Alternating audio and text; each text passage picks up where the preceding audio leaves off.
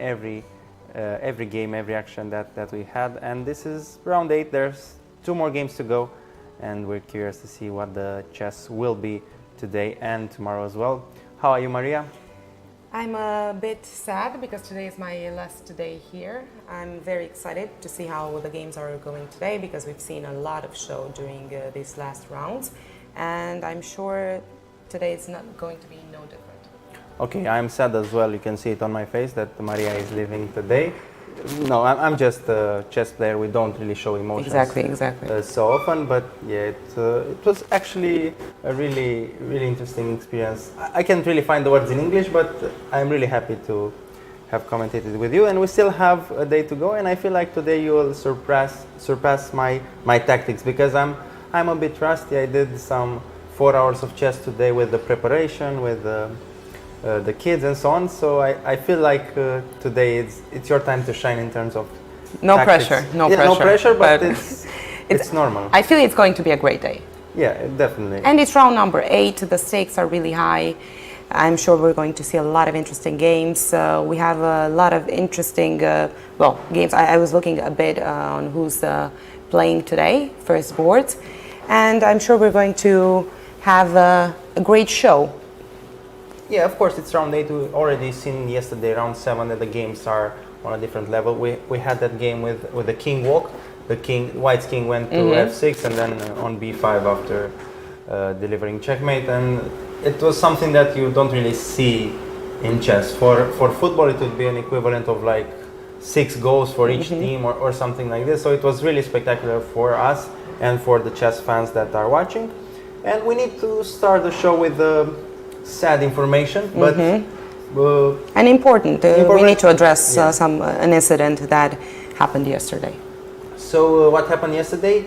I believe in the girls under 18 category. Girls under 18. There was a sad event, nothing too tragic. Everybody is healthy, but one player decided to disobey the rules and sort of use a mobile phone assistant to improve their performance. Was already quite high, 5.5 points out of 6. So she was sort of caught with the phone by the anti-cheating committee here, which we salute and we sort of congratulate. In a way, it's mixed feelings because you feel sad for the player, but the fact that the anti-cheating committee is doing a fantastic job in these times where cheating is on the rise and there's all this controversy, we cannot help but be happy to work with such a professional team of arbiters that are working every round to make sure that all the players are respecting the fair play rules, and the most important one would be the one with the mobile phone, that you are not allowed inside the playing hall with a mobile phone. And just as a disclaimer, we don't know if the player was actually using the phone during the game, but something that we know is that no players are allowed to have their phones physically with them in the playing hall. Yeah, so unfortunately the player got kicked out of the tournament. She was on the lead in round 7, but now she's out of the tournament, and the category still continues. And I think this will have an impact on the players in this category, girls under 18, because we had one player with 6 wins out of 7, and the only loss happened against this girl who just got disqualified.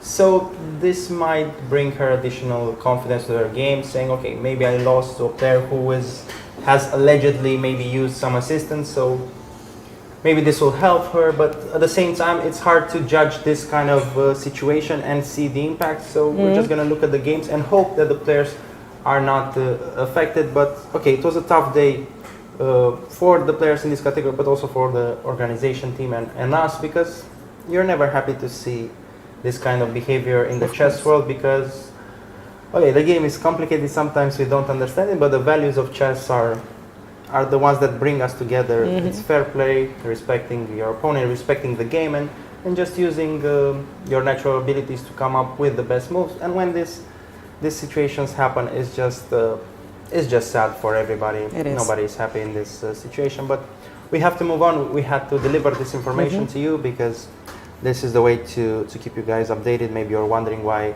that player decided to leave the tournament and so on. So here we have you have your answer, and yeah, today we're gonna do the usual under 8, under 10 categories, but yeah, maybe I'll just show a bit the game of the day from yesterday. Yes, let's do that. That game with the King Bok. I think it happened in the Open 18 category, if I remember correctly. Yeah, it was between two Armenian players, Emin Ohanian and Arsen Davtian.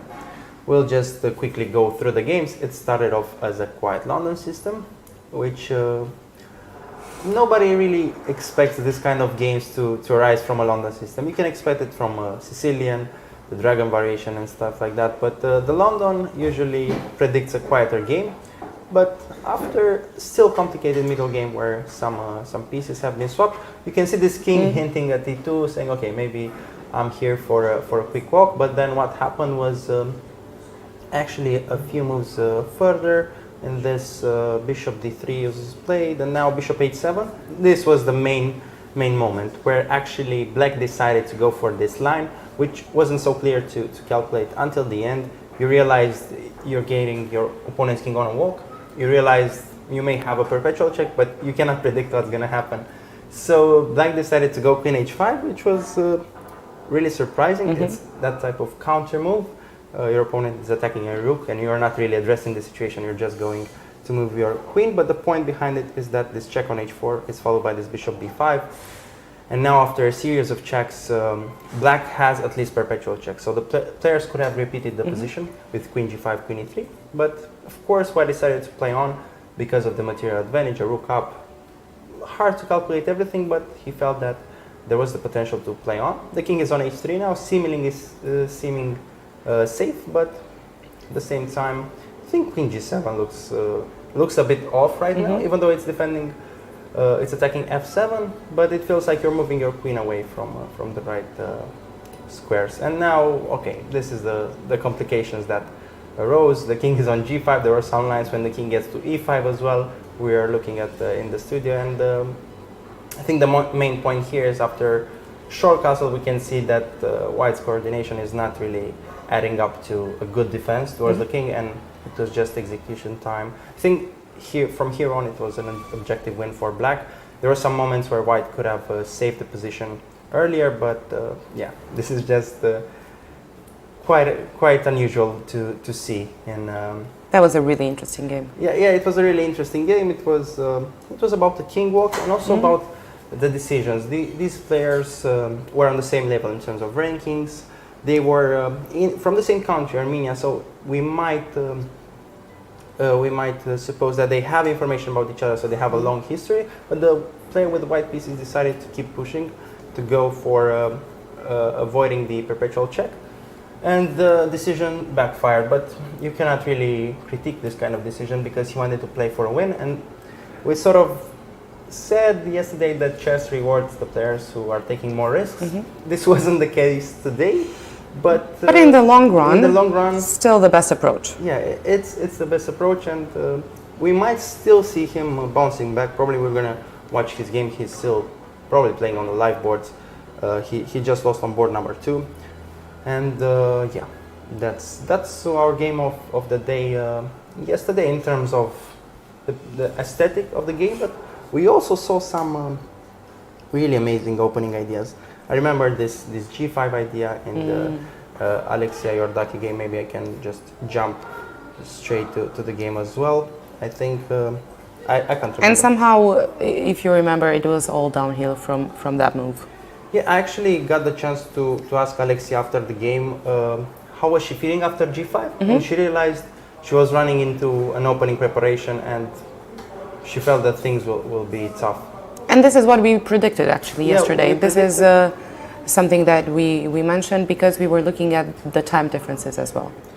Yeah, we had a look a lot on time management yesterday, and yeah, this was a critical moment. g5 is still opening preparation for black, and now white after this h3 will face a kingside attack, and already this position is evaluated at -2 for black. The advantage is clear, and she just didn't have any solutions to defend against the king.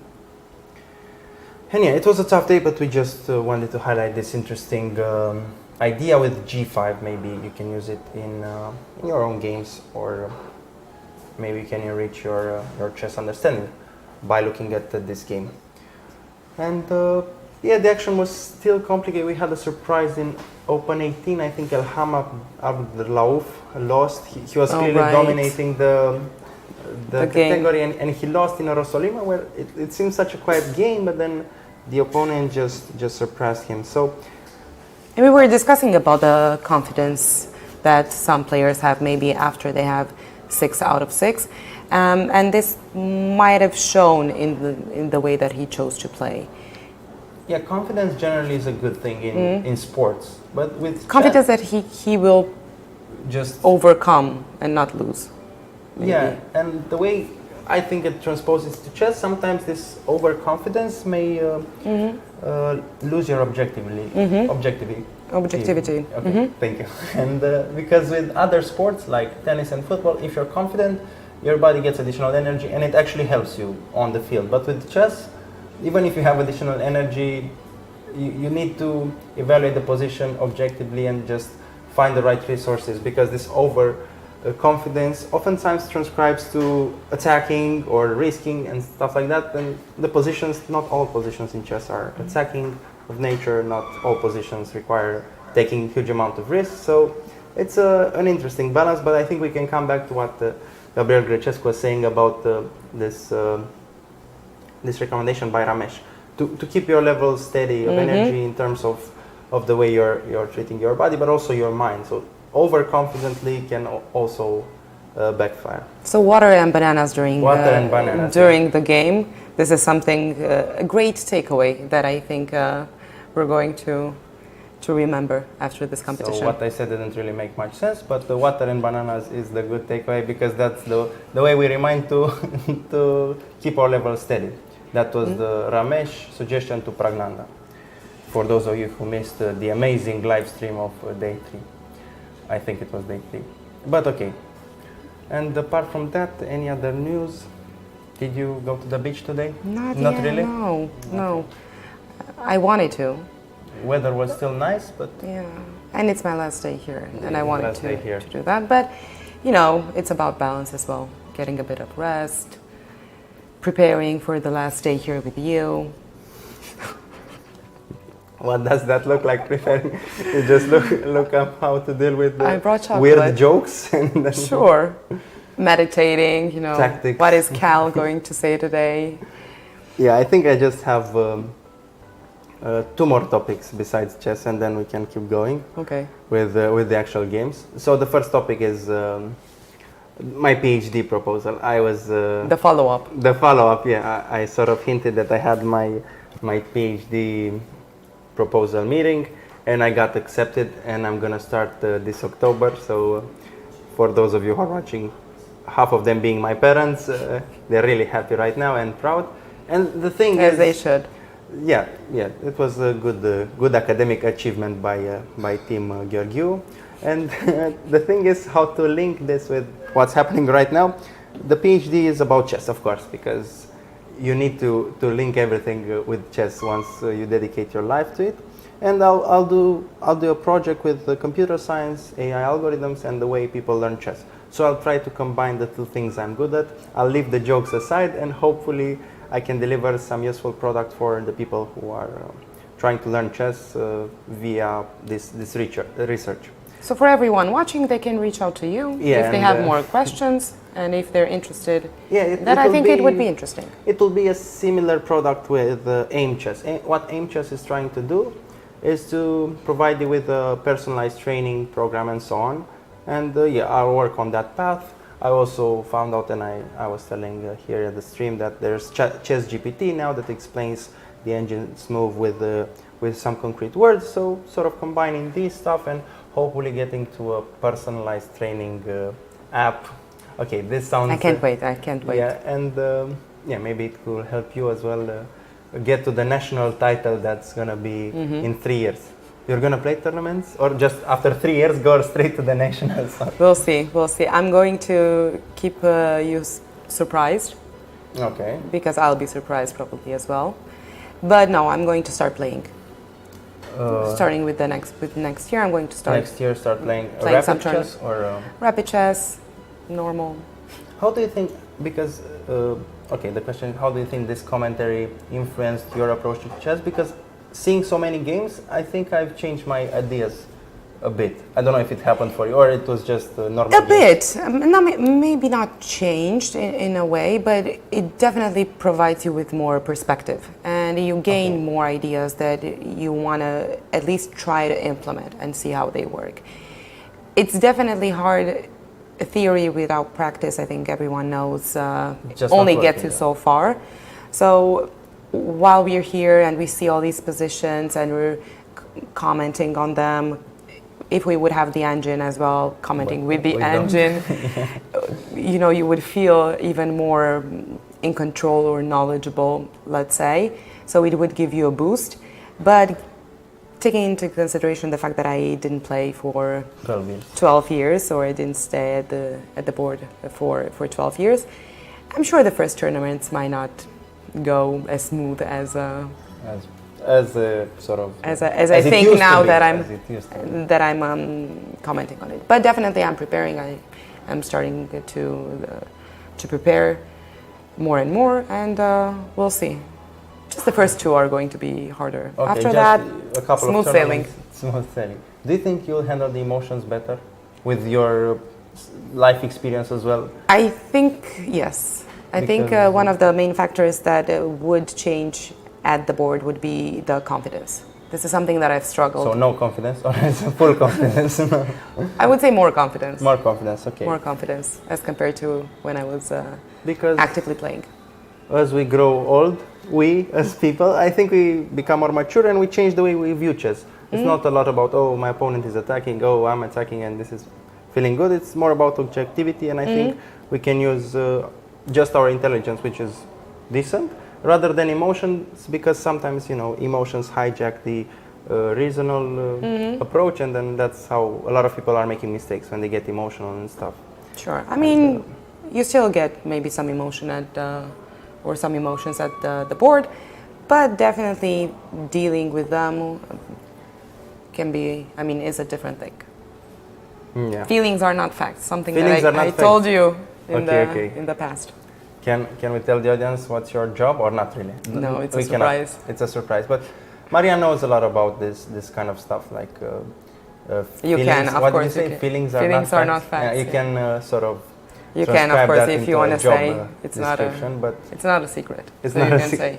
Yeah. Okay, she is working as a therapist, so she knows a lot about feelings, emotions, thought processes. So I find it really insightful, and hopefully she can drop some more ideas here today. Okay. Apart from that, I just wanted to say that I spent today 4 hours trying to find an idea against the Ragozin. But apart from that, because one of the students was having a game against the Ragozin, hopefully that we get the preparation right. But we might be discussing more. Yeah, we about might that. Discussing that. But yeah, I spent my mornings trying to mimic an analyst, a theoretical opening preparation guy, and I tried my best, and hopefully I came up with a decent idea that may be used now or later on. But this is how I spent my time today, and I'm not so excited to see chess again after 4 hours of just looking at the you will be. I'm here with you. I'm sure we're going to have a great day. I'm sure we're going to see a lot of interesting games. And because you're not that excited, I am proposing to you that we're getting into the excitement, and we can start watching some of the games. We can start with the girls under 8, because we've seen some show there, and we've seen some very interesting games as well. And this might get you starting. Okay, let's see the first opening of the day. How can it be something else than Catalan? Is there any other opening out there nowadays? Okay. So we're looking, what do you guys see on the screen is board number 1, Daria Kravchuk playing white against Rekibiashvili Mariam. These are two of the players that we've seen constantly in the first 3 boards, and they both have 6 points out of 7. So it's a very important derby. Okay, so we get the Catalan, 2 pawns in the center have been swapped, and it feels like white is slightly better. It's sort of normal theory, so we cannot really say, okay, this is winning, let's just move 8. But easier plans for white, just go, oh, I wanted to say rook d1, but now f2 is falling. So basically, queen b6 can be met by knight d2, or stuff like knight e5, even knight g5 ideas, hitting h7. So this is still theory, and I'm not sure if black managed to surprise white here. I mean, I don't really know this line with c5, but okay. Are you familiar with this or not really? I'm not so big with Catalan. I just know some stuff, and it's just playable, of course, our favorite word. And We should have T-shirts with playable. Playable, yeah, the merchandise. And okay, we will try to give our predictions for today. I think my prediction for this game is that white is going to win, because Same. this sort of And of course, we're basing this on the first 8 moves. It's still opening, variation. I mean, just this queen on b6, I think, and bishop on c5 are not that stable. I would probably go a3, so there's no knight b4, and then jump on the knight on c4, develop with the tempo. And there are no threats right now for black, but it just feels like white's pieces can develop with the tempo and win maybe a bit of time in this development race. And of course, we have this bishop on g2 that's going to be the main actor, and any kind of endgame will favor white as well. So that's it for the first board. Second board, we have Meriban Ahmadli playing with Chid Marcos Laya from Spain. So let's see what opening was chosen. More adventurous opening, the Nimzovich defense. We're starting the day with the adventurous. Yeah, this actually makes sense on every level, because after d4 you can push d5, and e5 is the main line, and you can just go bishop f5 and sort of get this bishop on c8 out. And white avoided this main line theory, and after d5 we're just transposing to a Scandinavian with queen d6, and it's just normal Scandinavian. A lot of times the best plan here would have been to go g3, bishop f4, and fianchetto the bishop, but the bishop on e2 is perfect as well. Black has more flexible ideas. He can go like bishop g4, a long castle, or go g6, bishop g7, so probably a decision to be made. Already spending some 10 minutes here, this position, so maybe she knows the structure, but she doesn't really know the way to go with this bishop e2 line, because we know from what we've seen so far that only a slight change of bishop development. If the bishop would have been on g2, then different plans, e2, different plans as well. So probably she has to figure out the differences between what she prepared at home and what's happening here at the board, but I'm definitely sure that this kind of setup with d5 and transposing with the Scandinavian has been discussed at her opening preparation, because it's top 3 likely scenarios in this game, and it feels like white hasn't achieved that much. The way to sort of best play against this opening is to go d4, and after d5 you just take this pawn, knight f3, and try to hit the queen in the center, gaining additional tempos. This is sort of the way the main theory is suggesting to play against this Nimzovich defense. And yeah, she went bishop f5, and this might be actually a good move. A lot of times we know exactly the move that I was thinking about. When black goes bishop f5, the usual pair of moves would be queen b3, in order to punish the fact that the bishop has less c8 and b7 is hanging. But now the pawn is on c2, so maybe this aspect, this detail of the game makes bishop f5 the best move, and already hinting at the ideas of long castle, which I would prefer to see, because the game becomes sharper, and it's gonna be a 3 results game. So that's it.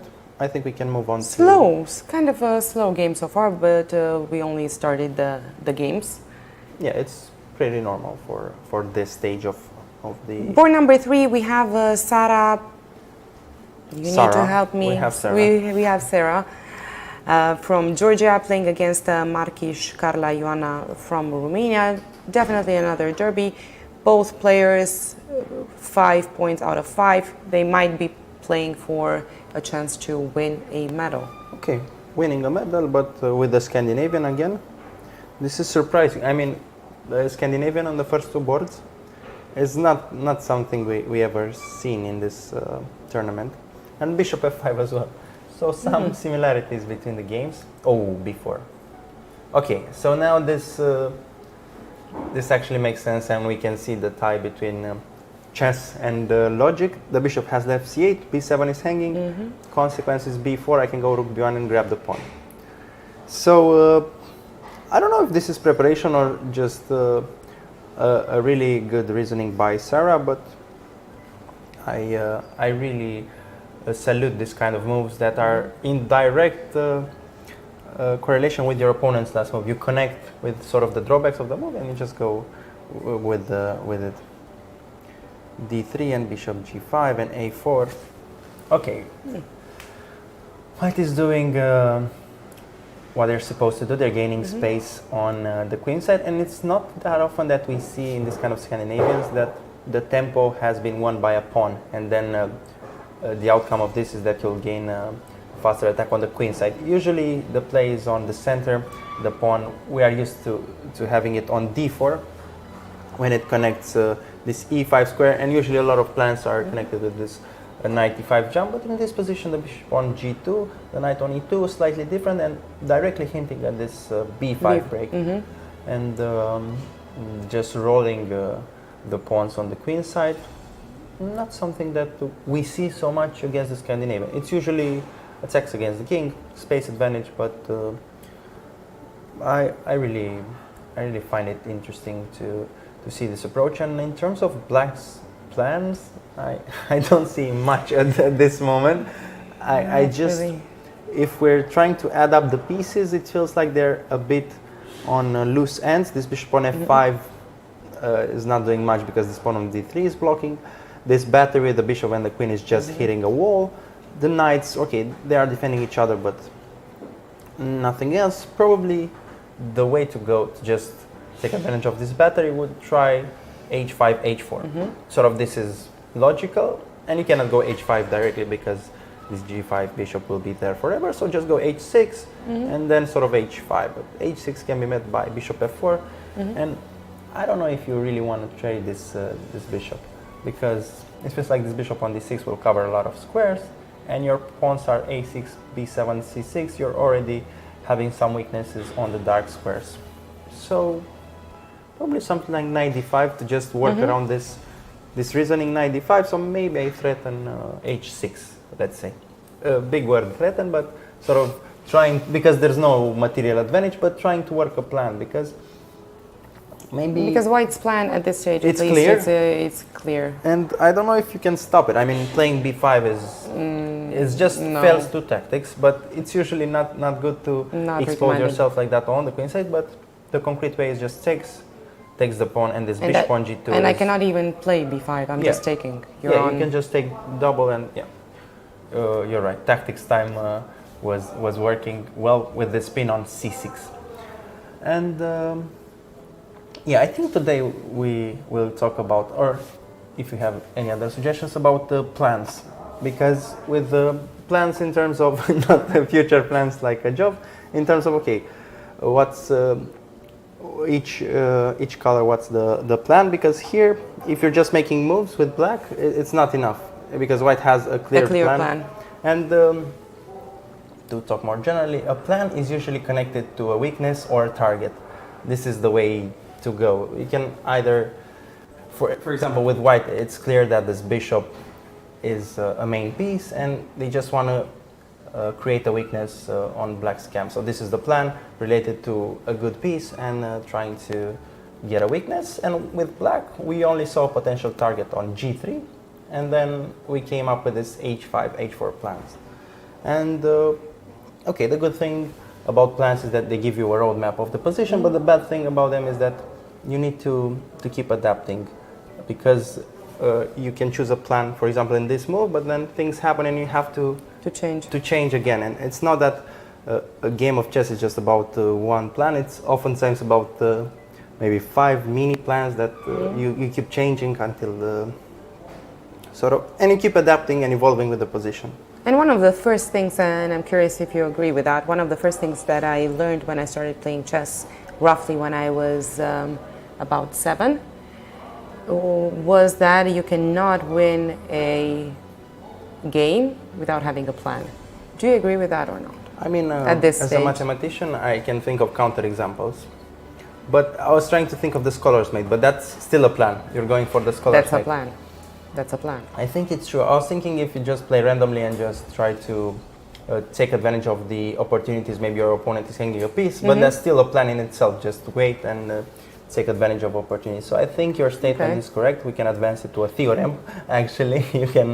We can debunk it. We can try to debunk it to prove its validity. I couldn't find the counter example, but yeah, then that's a good thing to know because plans, we're already starting to discuss about this abstract realm of chess, because for a first timer in chess you just see the pieces and you just try to figure out how they move and so on, but then the plan, I don't know if there's a better word to this, but the game plan, the strategy maybe, it's the way to connect these abstract ideas into play, and I think this is where you can get your game to the next level, and this is oftentimes where the beauty of game arises, in this sort of debate between different plans, different ideas, and different concepts. Because we've seen throughout the tournament a lot of debates between bishops and knights, pawn structures, attacks on the kings, swapping queens or not. So this sort of theoretical concepts are oftentimes bring to the game, and the players are having theoretical debates with concrete solutions and, of course, calculation. You cannot ignore calculation at any stage. Any plan needs execution, and the way to go is calculation. But okay, enough. Let's go also to board number 4, if you agree, because we have a national derby. We have Eliza Bădescu playing against Milena Teodora Stoica, which I think is also going to be a very interesting game. So this is board number 4, girls under 8. We're round number 8 today. Okay, this is the French defense. This is the advanced variation. I just wanted to point out this cool idea. Theory has developed recently this plan where you don't take on d4 here with white. You just play a move like rook e1, and you're trying to speed your development. Because when I was growing up, I was playing French defense a lot with black, and all I was calculating is takes on d4 takes. But because it's normal, a human would just recapture because it's a pawn. Natural move, like we call them. Natural move. But a lot of engine analysis in this position. There were some games by Gukesh. I think he started early with this variation, and this move rook e1, I actually started playing it, and it's a suggestion to everyone trying to spice things up against the French. You're just losing a pawn, but the way you're developing is just adding up to the material loss. So okay, just a small opening theory parenthesis, and it sounded like Greek the way I said it, but okay, my spirit, it makes sense. It makes sense. But here rook c8, and it's mainline theory. The point behind this, it's knight b4. You're trying to trade this bishop because this is one of the most powerful pieces, and then get your bishop out via b5. And one of the only moves here is a3 actually, because you're trying to hold on to this square and not allow the knight to go to b4. But maybe there are many other moves. I'm not that familiar with this particular line of the French, but we can speculate on who's better prepared between the two players, judging by the time management. Yeah, black is still in theory 1 hour and 20 minutes, while white is 1 hour and 10, and this type of positions, being out of theory, can be dangerous for white because there are some threats. This d4 pawn is hanging, and you cannot sacrifice it at any moment. You also need some concrete solutions to get the compensation. So I would say a bit dangerous for white, but maybe this knight c3 move actually makes sense, because you can meet knight d4 with takes and knight b5, and I think this is the way to find compensation here.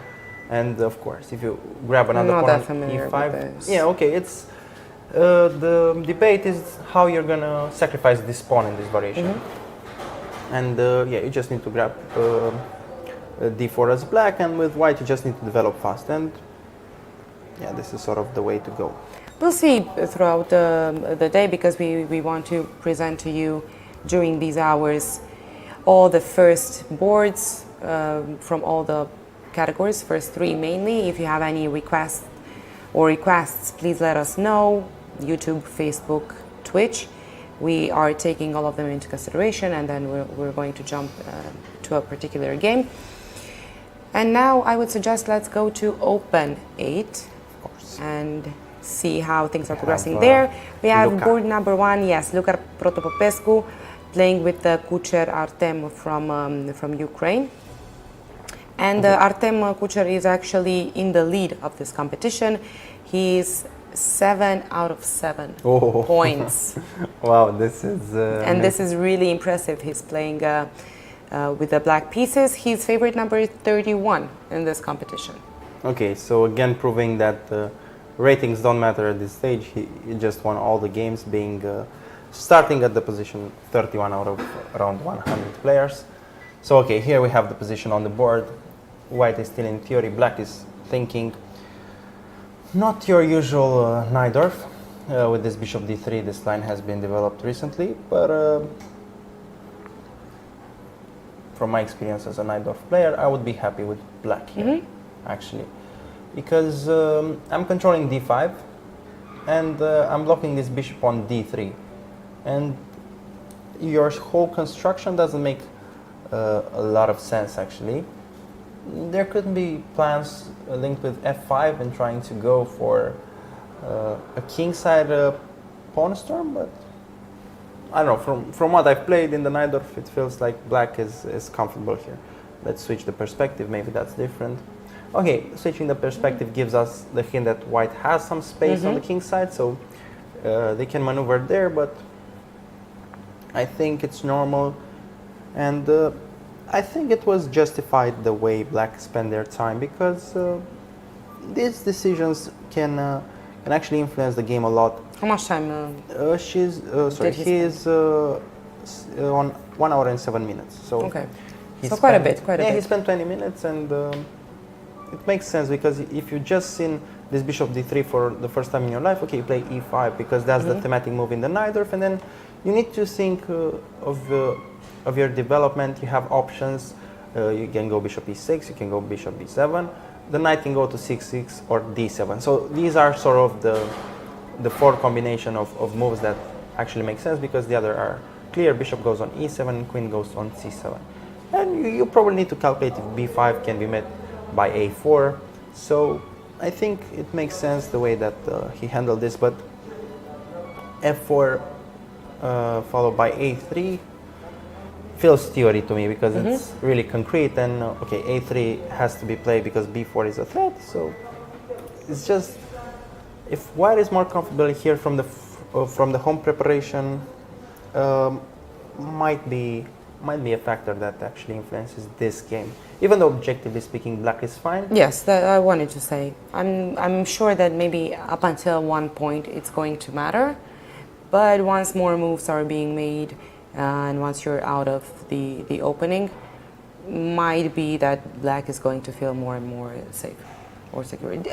Obviously, depending on how the game is going to progress, but based on what we're seeing on the board right now. Yeah, the impact of the opening preparation is sort of diminished as we move along the game. The only counter effect of this this opening preparation that is happening is just the time. It's just white is saving time for more important moments. So we're gonna see once we get back the way opening preparation impacted this game. Okay, let's go to board number 2. Arai Perey playing with Hugo Solanas Perez. From España? Sí, señor. Nice. So Hugo playing with the black pieces. Both London. players 5.5 points out of 7 games. Finally, a line that I know, of course, from the great chessable course by Alex Banze on the London. But this is supposed to be good for black. But the way white approaches this is actually the best, because if you just sit around and do nothing, black will go b4, and the attack is just too dangerous. Oftentimes there's this maneuver that I want to point out. Knight goes from f6 to d7, b6 and a4, and it's quite funny that you're having a hard time defending this b2 pawn because rook b1 is not an option. But white is playing great against this plan. He can meet knight d7 with e4 already. He's hinting at this g4 expansion, which would be the counterplay on the king side. The knight is on e5, maybe offering some trades. So not the best line from the theoretical standpoint. Just to go back a bit, the move here is considered to be, is 92? Oh, okay, no, I'm confusing a bit. So maybe this is still okay. And yeah, in terms of time, it's white who has spent 20 minutes, and black only 5 minutes. And what does this tell us so far? That London is an opening full of possibilities, because look, yeah, I don't know how to interpret it. This is just probably black is more comfortable. It's speculation either way. Yeah, it's speculation. So we obviously don't know exactly what's going on inside each player's mind. But what would you think? I think black if is it's more relevant or not. Yeah, I think black is more comfortable here actually, because you have a clear plan. You just need to push b4, so there's no debate in black's camp. But with white, you get so many ideas. You can go g4, you can go e4 at the right time. So these ideas require time, and you're burning time, and you don't really find a way to actually stop black's ideas, because b4 is coming, whether you play a3 or not, because there's this spin on the a5. So black has easier play, and white realizes that. Maybe he bluffed a bit with f3, h4, sort of hinting of, okay, I'm still in my opening preparation, but if you spend 20 minutes here, you're clearly out of your opening preparation. Yeah. You either know the best plan or not. But yeah, usually statistically, these kind of structures are better for black. And I would feel comfortable in this position. Yeah, with black? Yeah, it's easier to play clear plan. Yeah. So at least for now. Yeah, I think maybe something went a bit astray with white's strategy. And okay, king f2 is normal. You need to connect the rooks, and now you're again, quote unquote, threatening this a3 idea once you move the bishop, because the rooks are connected. But what I wanted to point out is the difference between this London and the one we saw at the beginning of the live stream. I mean, same opening. Yesterday we had the king on f2 started to go on a walk, but all the other pieces are on the board. So I don't think it's going to be the case today. The queens are off, but okay. In my view, these kind of parallels are making chess more interesting. The way that the same opening can have so many different outcomes. Board number 3, we have Konstantin Müller playing against Kazimzadeh Mahammad. Okay, let's see the opening. And we have the Vienna. Okay, such a nice choice.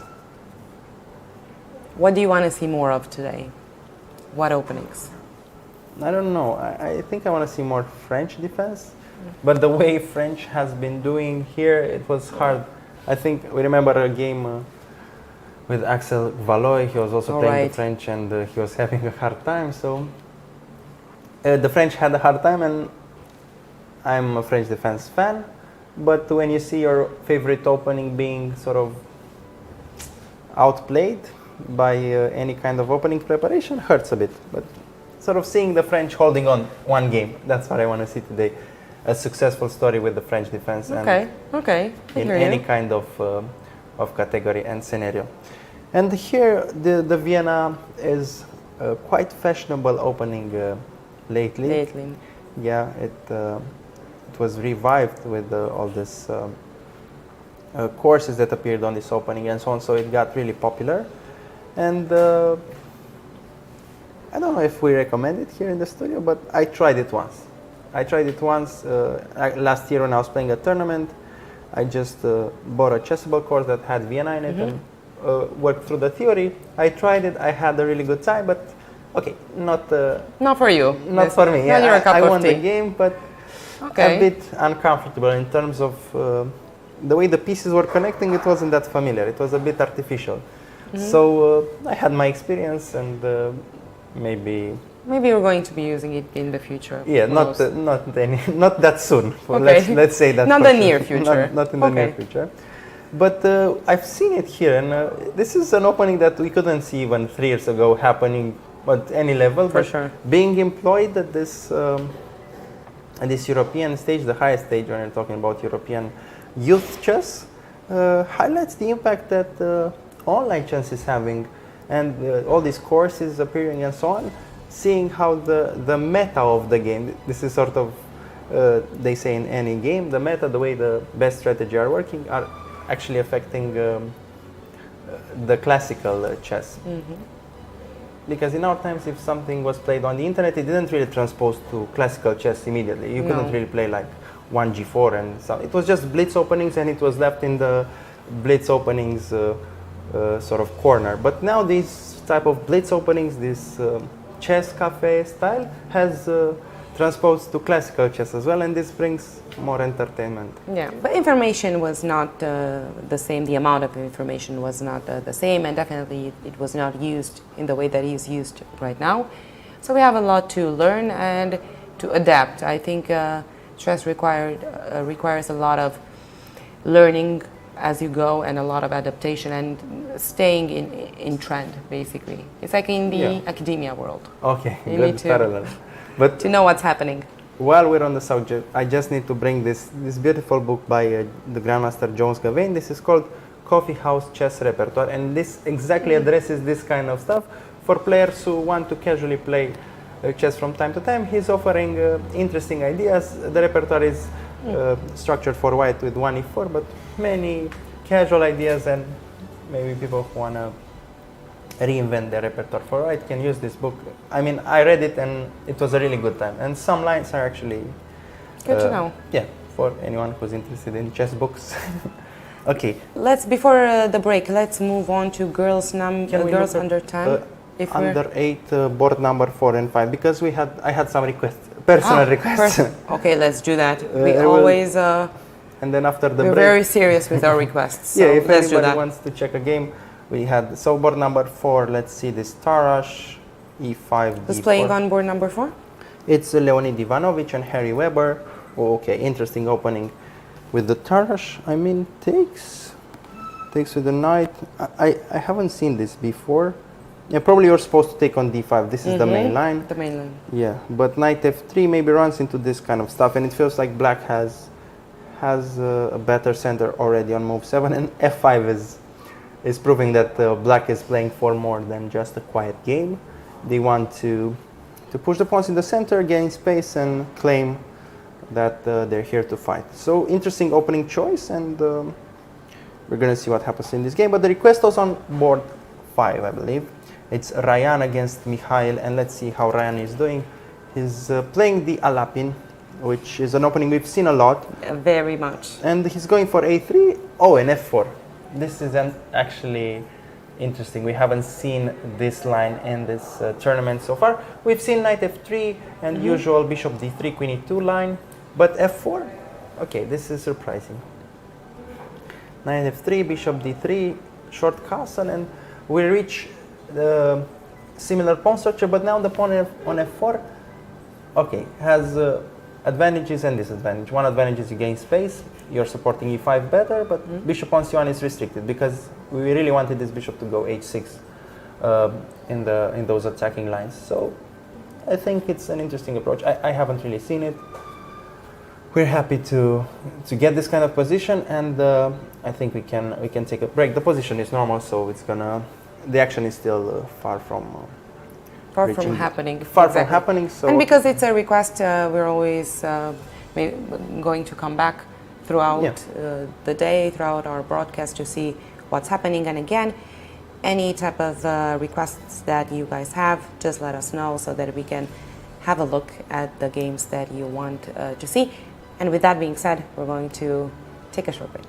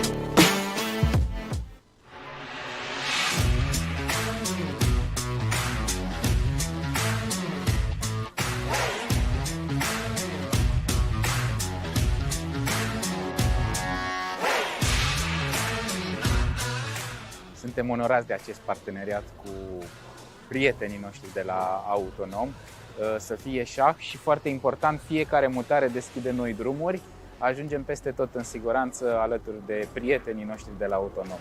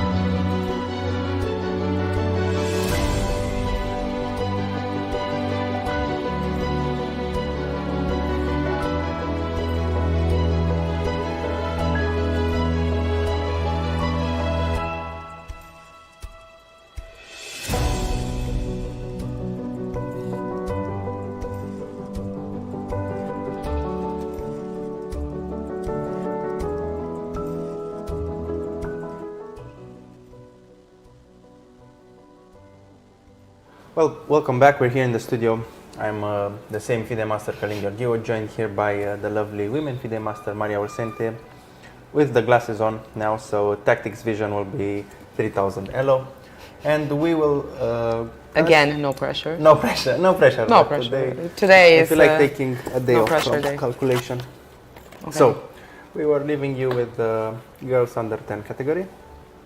So let's go straight to the games. We have on the first board Maria Anistorai against Zeynep Sormez. It was a King's Indian with the H3 variation. We've seen Maria play this before, so it was sort of expected, but the position that arises is right here with the B4. Typical plan to block the pawns, resembling the Benoni plan, so you go B4, and then you block this queen side, and then you just jump with F45. So, good management of the position. Time is equal, 1 hour and 7 minutes and 1 hour and 3 minutes for black. And yeah, how's the points? So Maria is on 5.5. 6.5 out of 7, okay. and Zeynep 5.5. So at this stage, Maria is leading the tournament with 1 point ahead of the rest of her competitors. Well, 1 point lead. I think it's the highest lead we have in this tournament. I think we have under 10, open under 10. Okay. Yes, the 7 out yeah. of 7. Okay, so she's definitely in full form. She's probably gonna have a good game as well. And to just point out, a draw is still a good result, but it doesn't feel like she's going for it. She's going full force and playing for a win. So this is probably the way this game will go. I think white is better here, so it's just gonna be black who needs to find the counterplay. Okay, let's go with board 2. Kaminska Zuzana playing against Lampu Marianta. 2 players, 5.5 points out of 7 games. So clearly playing for a medal here at the first 3 boards. Okay, so we have a French defense, not the typical pawn structure. It was the Rubinstein variation with takes on e4. And I'll just skip through the theory and see, okay, c4, this is critical moment. You sort of decide the pawn structure, and this might actually impact the whole game. And you go with this a6, b5 plan, and yeah, h6 is probably against any kind of bishop h7 threats after a short castle. h3, probably, so the knight goes knight g5, knight e4. Okay, h3, 6, knight d2, going for knight e4. And the only thing I want to point out that it feels like a good option here for black to go queenside castle. He can go bishop b7, castle queenside, and it feels that the king has found shelter on c8. While on g8 there are some threats.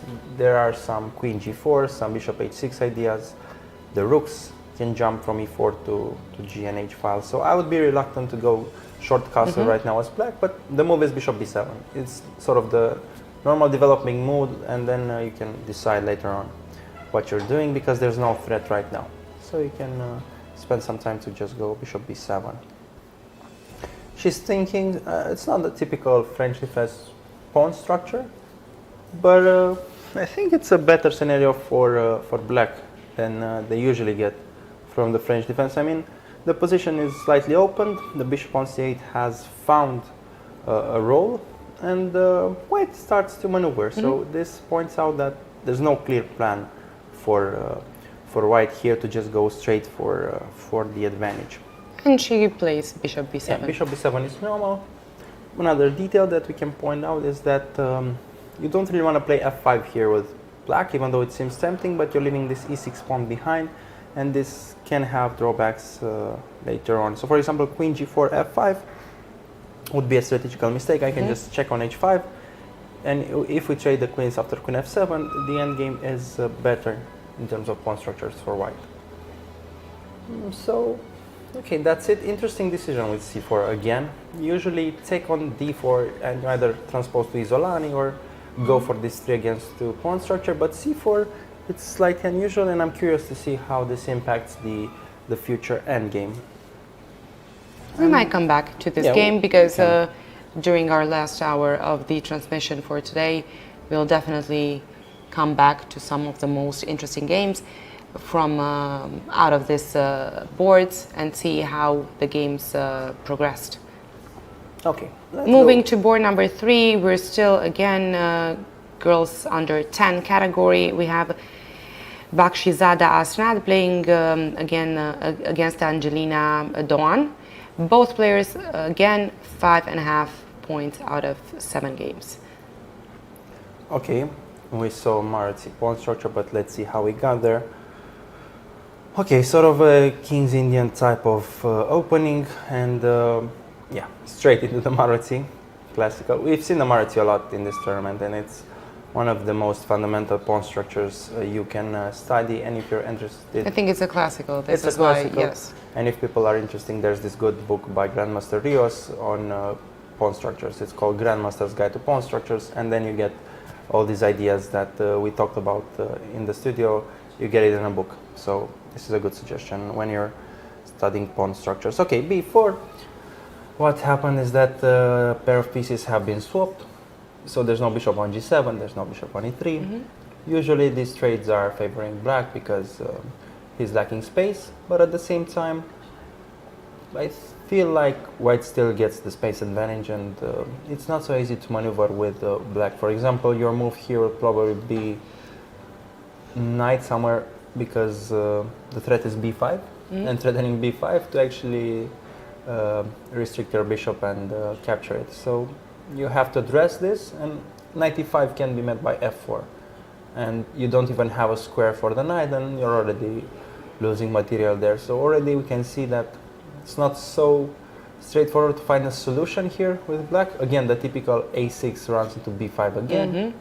So by elimination we can judge that b6 e6 is the way to go. You go b6, and then the typical move is queen d4, you check, you bring your rook to d1. So I would say comfortable game for white, and black has potential to have counterplay on the c file with the c4 pawn, but for now white's pieces are a bit better placed, I would say.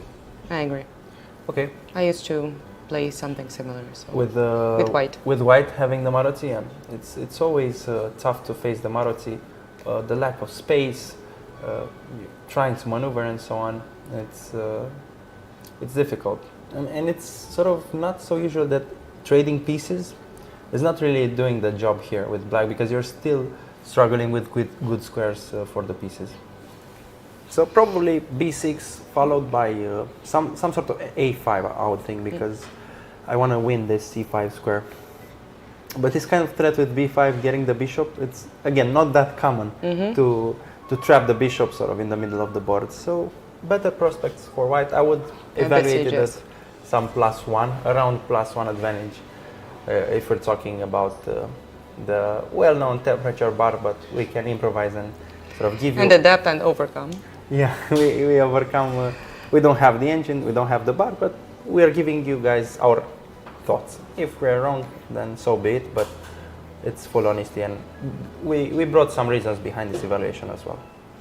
Okay. Let's see how things are progressing open under 10. We have Nicot Valentin playing board number 1 against Vladimir Sofronie.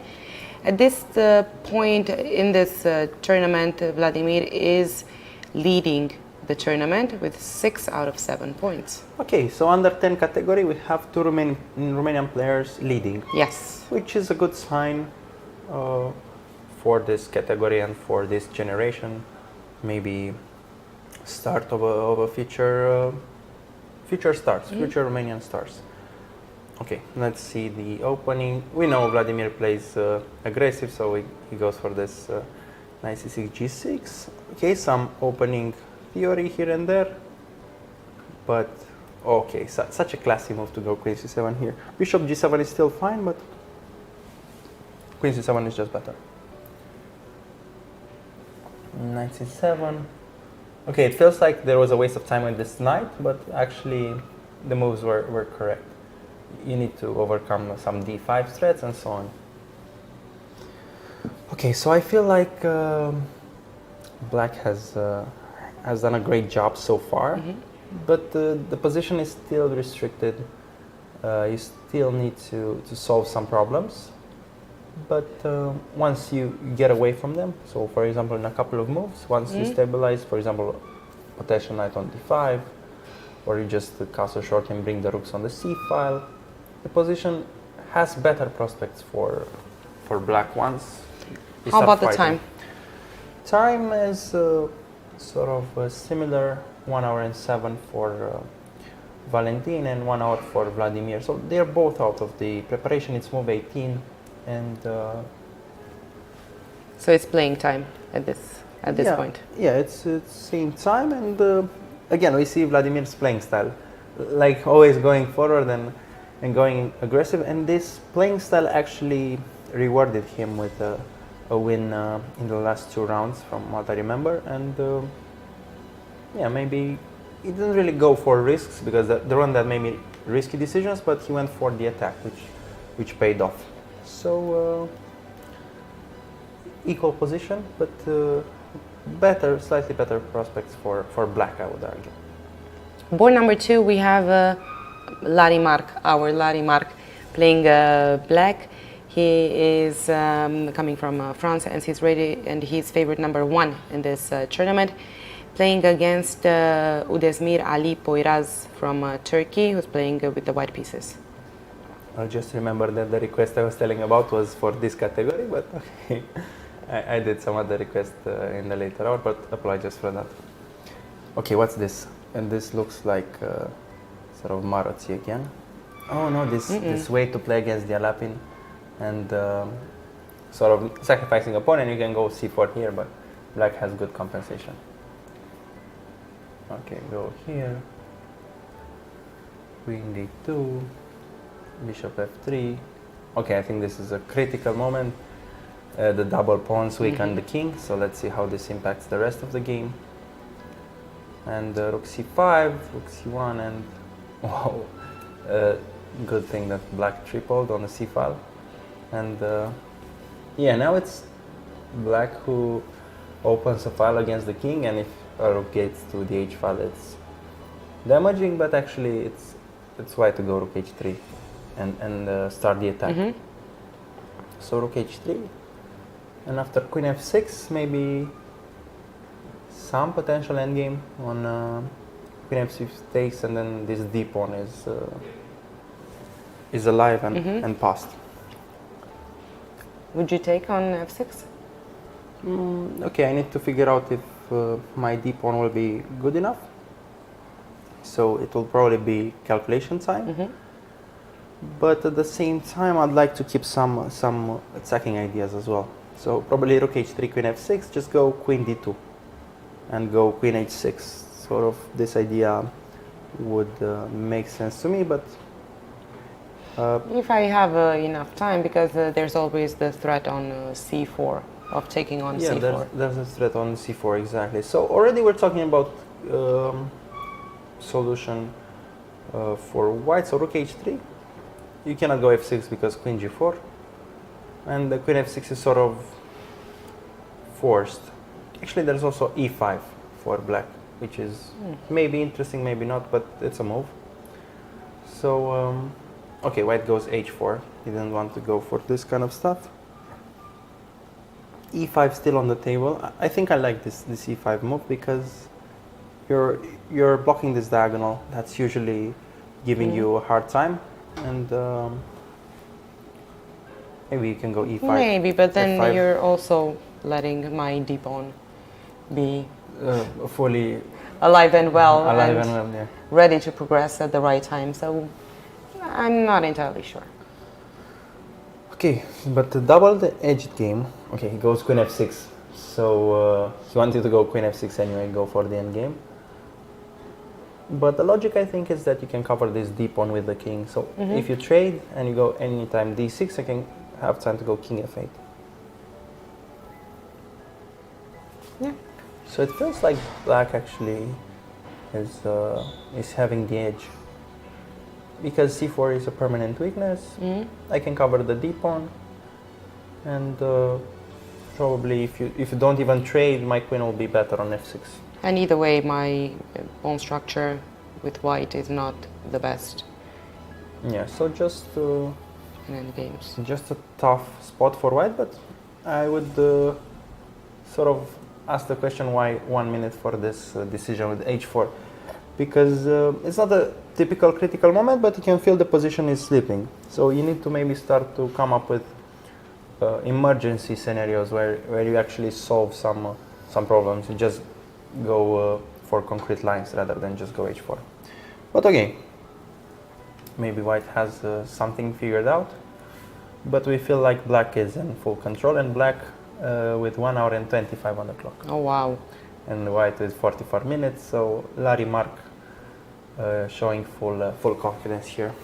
Okay, I think Board number 3, because number 3, we didn't cover that. Mihailo against Nikita Filindash. Already king is on trouble, so Ooh. let's see what happened. Was this c4 line against the Sicilian, and of course the Marozi going for this. Oh, grabbing a pawn on a7. This is not that typical, but maybe black is white is on time, sorry, but okay. Okay. This is our spidey senses are activating here. Yeah. It feels like this shouldn't work. Yes, exactly. This is how we know chess used to work in our times. But first question, queen b6. What's wrong with queen b6? Is it takes rook b8 and rook b2 maybe? I don't know. It's your tactics I day, would say. Maria. So this is an option, or maybe queen d7 with rook. No, queen d7 with rook a8 doesn't really work. Take and rook b8. And playable. Yeah, because I can just go bishop e3, you take on b2, and I just go bishop d2. And feels like the threats are fizzling out and it's just over. But he didn't go for this queen b6, and he spent sort of 9 minutes for this decision, which is doesn't sound like a lot of time, but there's not that much to be calculated here. So he found something that he didn't really like with queen b6. So okay, we cannot find it, but he probably found some idea. b5 and b4. And it feels like it's a bit off for black now, because okay, I can just go knight d5 and solve my problems. Well, let's see what happened. b3 and okay, I think this is the critical moment. e6 was sort of setting this trap of, if you take, I'll check on e5, and you're supposed to just castle short. I wanted to say. Castle short, give the pawn back, and keep playing that position. Yeah. There's a bishop against a knight. There's still a lot of chess to be played, but then if you do this decision, you are transposing into some weird situation where your king is weak. And you have no choice other than move your king, because there's a double threat on a1 as well, so you couldn't potentially play queen e2, for example. Yeah, the rook would just drop on a1. So maybe a blunder from Mihailo, and he just spent, okay, this is interesting. He spent, let me do the math, 20 seconds on this move. After e6? After e6, from 58 and 12 seconds to 57 and 52 seconds. So around 20 seconds. I don't think he thought of an alternative. Maybe his whole reasoning was a pre-move. Maybe his whole reasoning was what we call take, and then I castle. Yeah, without exactly. taking into consideration the check on a lot of times. e5. This is a common mistake. You just assume your opponent is going to recapture, but we talked every day about this. Always think of the counterattacks and the surprise moves, the intermezzos and so on. So, okay, Nikita Filindash taking advantage of this opportunity, and kudos to him for setting up this trap. So this trap was reasonable. The correct way to go short castle would have won his pawn back. So, okay, now he's clearly winning. There's no real debate. No. Okay. I don't think after taking on e6 with the knight, threatening knight f4 and whatnot, I don't think there's much to do. Yeah, true. Okay, maybe one last game before jumping to girls 12 and having the images from the playing hall. We have Lucas Rusu here, Romanian player. We watch his games, so let's just see how he's doing right now. Let's just quickly go through the opening, some normal Scheveningen stuff. Rook b8, okay, 5 takes, 95, bishop g7, and queen h4. Okay, I'm quite familiar with these positions, and even though black's king is not safe, there are some reasons to not be that worried. Like your bishop on b7 can have some threats and so on, but maybe white has some clear threat right now of just taking on g6. I mean, that's the direct threat at this point. Some knight d4 stuff. So I just want to go. I think this position is a bit tough for black right now. He's under attack. The pieces are not connected. You can meet a move like knight d3 with a move like rook e7. Sort of, kind of works. So this shows the tactical potential of white's position. But I just want to go to this moment and ask myself, and you, Maria, why rook b8? Why is this a move that comes to a chess player's mind to go rook b8 right now? Is there a reasoning behind it? Are you worried about this b5 goes e5? Is this something you can be worried about? Because a lot of times you can even sacrifice this rook on 8 and you sort of trap the queen there. So maybe it's something automatic that you can see in a lot of similar positions. okay, a pattern that you sort of spotted, exactly. and that's it's pattern time. I just go rook b8. But this kind of line, if you just lose a tempo with rook b8, then you see what's going to happen. The attack is going to be even stronger. So I think rook b8 is critical moment.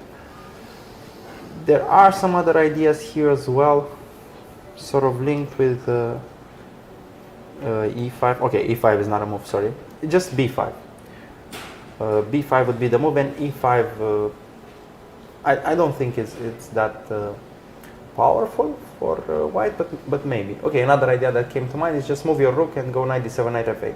This is a good maneuver to defend. A lot of times this knight on f8 is super safe and a good approach. But I'm also thinking of the way the white's game flowed. So it's easy, you just push your pawns, everything is flowing towards the king side while black is having a tough time. So okay, better prospects for white here, but we can move on to girls under 12 category.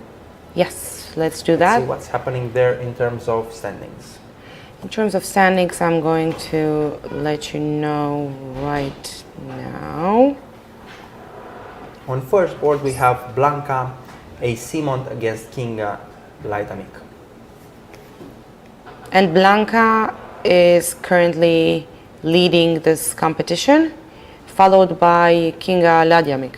So they're on positions number 1 and 2, both players from Poland. So very good Poland for this girls under 12. This is a national derby. They're both playing for a medal, maybe the gold medal at this point, and they both are having 6 out of 7 points. Okay, so let's see this Bogo Indian. For the Bogo Indian fans, you rarely see this bishop e7 because once you go bishop b4, you sort of commit to the fact that your bishop will be traded for a knight, but you still want to take advantage of the tempos. But going back bishop e7 is a bit off in this kind of structure. Already white can jump here with e4 and play for an advantage, because this is sort of the debate in this position. Can white jump with e4, e5, or can black stop it with being on time? And here I think short castle would be not the best approach. e4 could take advantage of this bishop e7 waste of time. And okay, b4, she went for the queenside expansion plan.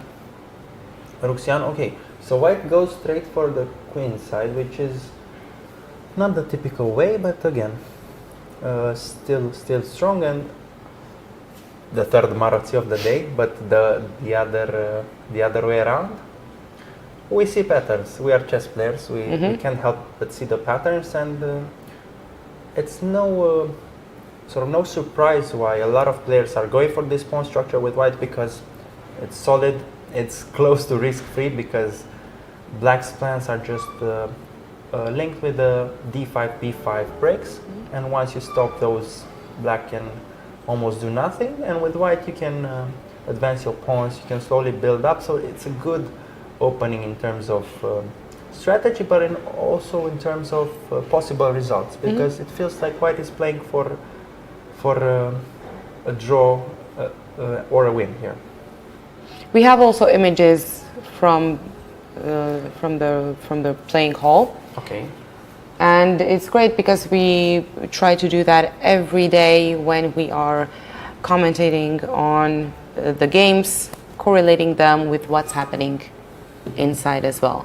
And you have a glimpse right now into the board number 1, girls under 12, between Kinga and Blanka, two very strong competitors from Poland. I'm sure there's either a friendship or a rivalry between them. They're similar ages, and they sure met a lot of times national competitions. Did you have those kind of things in your career, where you had a big rival, but at the same time you had your friends as well, and you had this dynamic where sometimes the lines weren't that clear? Okay, here we are rivals, here we are best friends. Not necessarily. I did have some good friends, but they were either other categories or we almost never met during competitions. Okay, so it was this lucky thing where... Yeah. How about you? Yeah, I'm lucky I have no friends, so this is good now. But I actually have good friendships from chess, and having rivalry would just, I think, enriches the friendship, because rivalry is also like a collaboration. It's like you're at the workplace, even if you're working against each other, you're still fighting at the same board, fighting for the same thing. So it feels like they were work colleagues that we meet from time to time, and okay, we have to play some chess. But I really value the friendships I had, and the rivalries were just secondary. I wouldn't really. So no amicable draws. No, I actually am really against those. Every time I play a friend and sort of the game could go for a quick draw, I just avoid it, because you can see it from the way I comment, and I love chess so much, and I said, okay, why ruin a potential beautiful game for a short draw? I mean... For a friendship.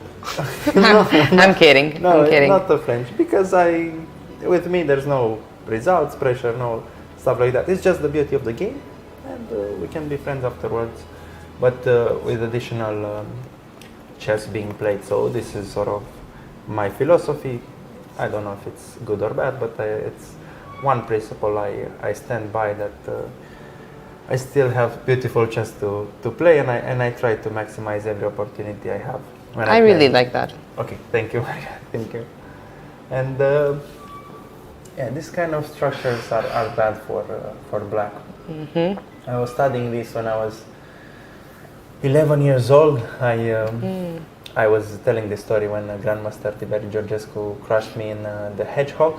Yeah, and then I had to learn it, and I spent around 2 months with my coach back then, with the master Vasile Manole, just analyzing this position. He was just playing with white, I was playing with black. I kept sort of defending, and it was interesting to find all these little plans. So there's this bishop d8, bishop c7. Sometimes they go. There's this queen b8, queen a8. The lines are so fine. You need to fine tune a lot of these plans to just go square by square, and it was so against my core playing style, which was just sacrificing and going for the attacks. And yeah, it's the slow play. It's the slow play, but it was a good lesson. I think it sort of points the stage where my chess was starting to mature, where I realized, okay, not every position is attacking. Not every time we can sacrifice things to go for beautiful positions. There's beauty in maneuvering, there's beauty in playing with less space, and I think this is a lesson that these younger categories can learn as well. Like, you need to sort of change your playing style, sort of adapt to different kinds of chess, defending and sort of maneuvering and so on. Did we see any Pirk this competition, by the way? I think we saw it in the first few days, but no disrespect to the Pirk fans, the opening has been overanalyzed, and it's easy for white to get the edge. I mean, again, these players have amazing coaches behind them, so I don't think the Pirc is a good option, but maybe I'm wrong. Maybe I'm definitely wrong. Just in the context of playing for more medals, yeah. playing more these types of openings that are more slow, you don't have a lot of space. And F4. This is It's full force full for force, white. 4 pawns on the fourth rank. I think Pirc works well when your opponent doesn't expect it. We've seen it a I lot agree. in open tournaments and stuff like that. I remember one time I was playing against a really strong grandmaster. He was 2600 and he played the Pirc, and I said, okay, what is this? 2600 grandmaster playing the Pirc, what huge opportunity. But then he slowly equalized, and then he got the better of me. Let's see how board number 2 is doing. We have a Romanian player, Sara Șunea, playing Okay, with the white pieces. household name. Yes, household name against Vera Vujovic. Vera is favorite number 1 in this competition, so definitely a very important game as well. Both players, 5.5 points out of 7. And we have on screen images with them as well.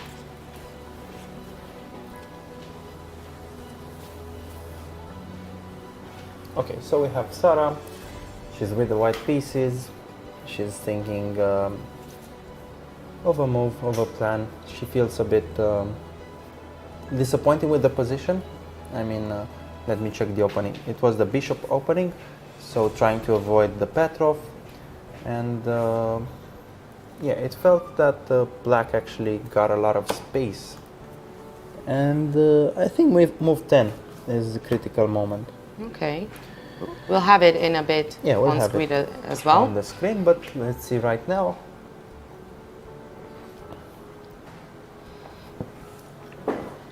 So h6 and bishop f6, again, not the kind of chess we're used to.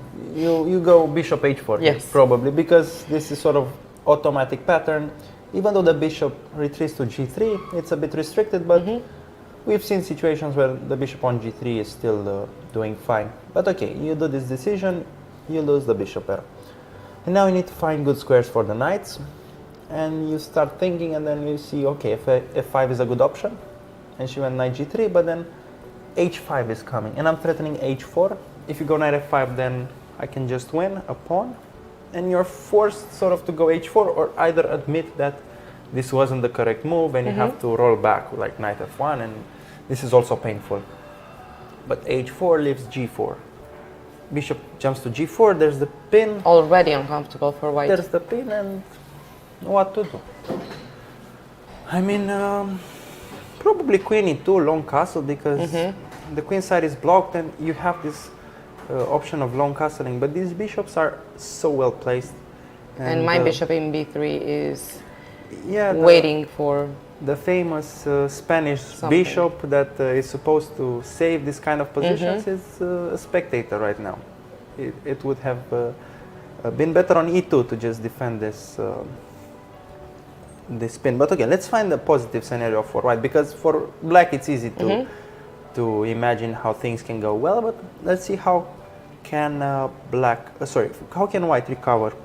One strategy is to think of trades, but no such opportunities here, I think, the way the pieces are connected. And then I would argue that some c3, d4 stuff, maybe fighting for the center. Not the most comfortable plan, but you kind of need to do something. exactly. And sort of c3, try to go d4, which is not working right now or in the near future because of the... Or I'm castling long, which I'm not sure if You can castle long, but you still need to it's come an up with... option. It's a valid option. A plan that can work against it, it's bishop b6, knight a6, knight c5, sort of to hit those squares. But what I'm thinking right now, which might be good or not, is to go knight f1, knight e3. Admit the fact that the knight on g3 has no prospects, reroute to e3 with the queen on e2, and then I'm doing two things. I'm blocking this diagonal and I'm attacking your bishop. And then if we trade on f3, I can take back with the pawn, and there is a light at the end of the tunnel. I can see opposite color bishops. So there are scenarios where I can actually work with this kind of stuff and transition to drawish endgames. So queen e2, knight f1, knight e3. I think I'm on time because black has better prospects but doesn't really have clear threats or clear ways of opening up the position. So go queen e2, knight f1, knight e3. What would you reply with black here after queen e2? What do you think is one way to deal with this kind of stuff? Some things to take into consideration. If I would take on f3, I wouldn't at this stage, obviously. You can delay it. You can almost always take on f3. I mean, taking right now doesn't really change much. Probably need to get the knight out. Exactly. You can see the best play for the knight. You can go for tricks with bishop d4 to attack b2, but I think I'm going to castle long anyway and just go around that. And sort of castle long, knight a6, knight f1, knight c5. This is a bit uncomfortable for white.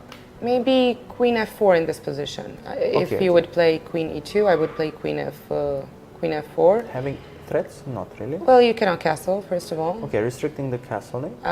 I can bring my knight into the game at some point. Okay, maybe not now, but maybe I would have some ideas with f5 in the future. Knight f1. Knight f1. Going for tricks with bishop d4. If rook b1, bishop b2, queen c1. No, I wouldn't go necessarily for tricks. But works well. I mean, knight f1, bishop d4, rook b1, bishop takes b2, and queen c1.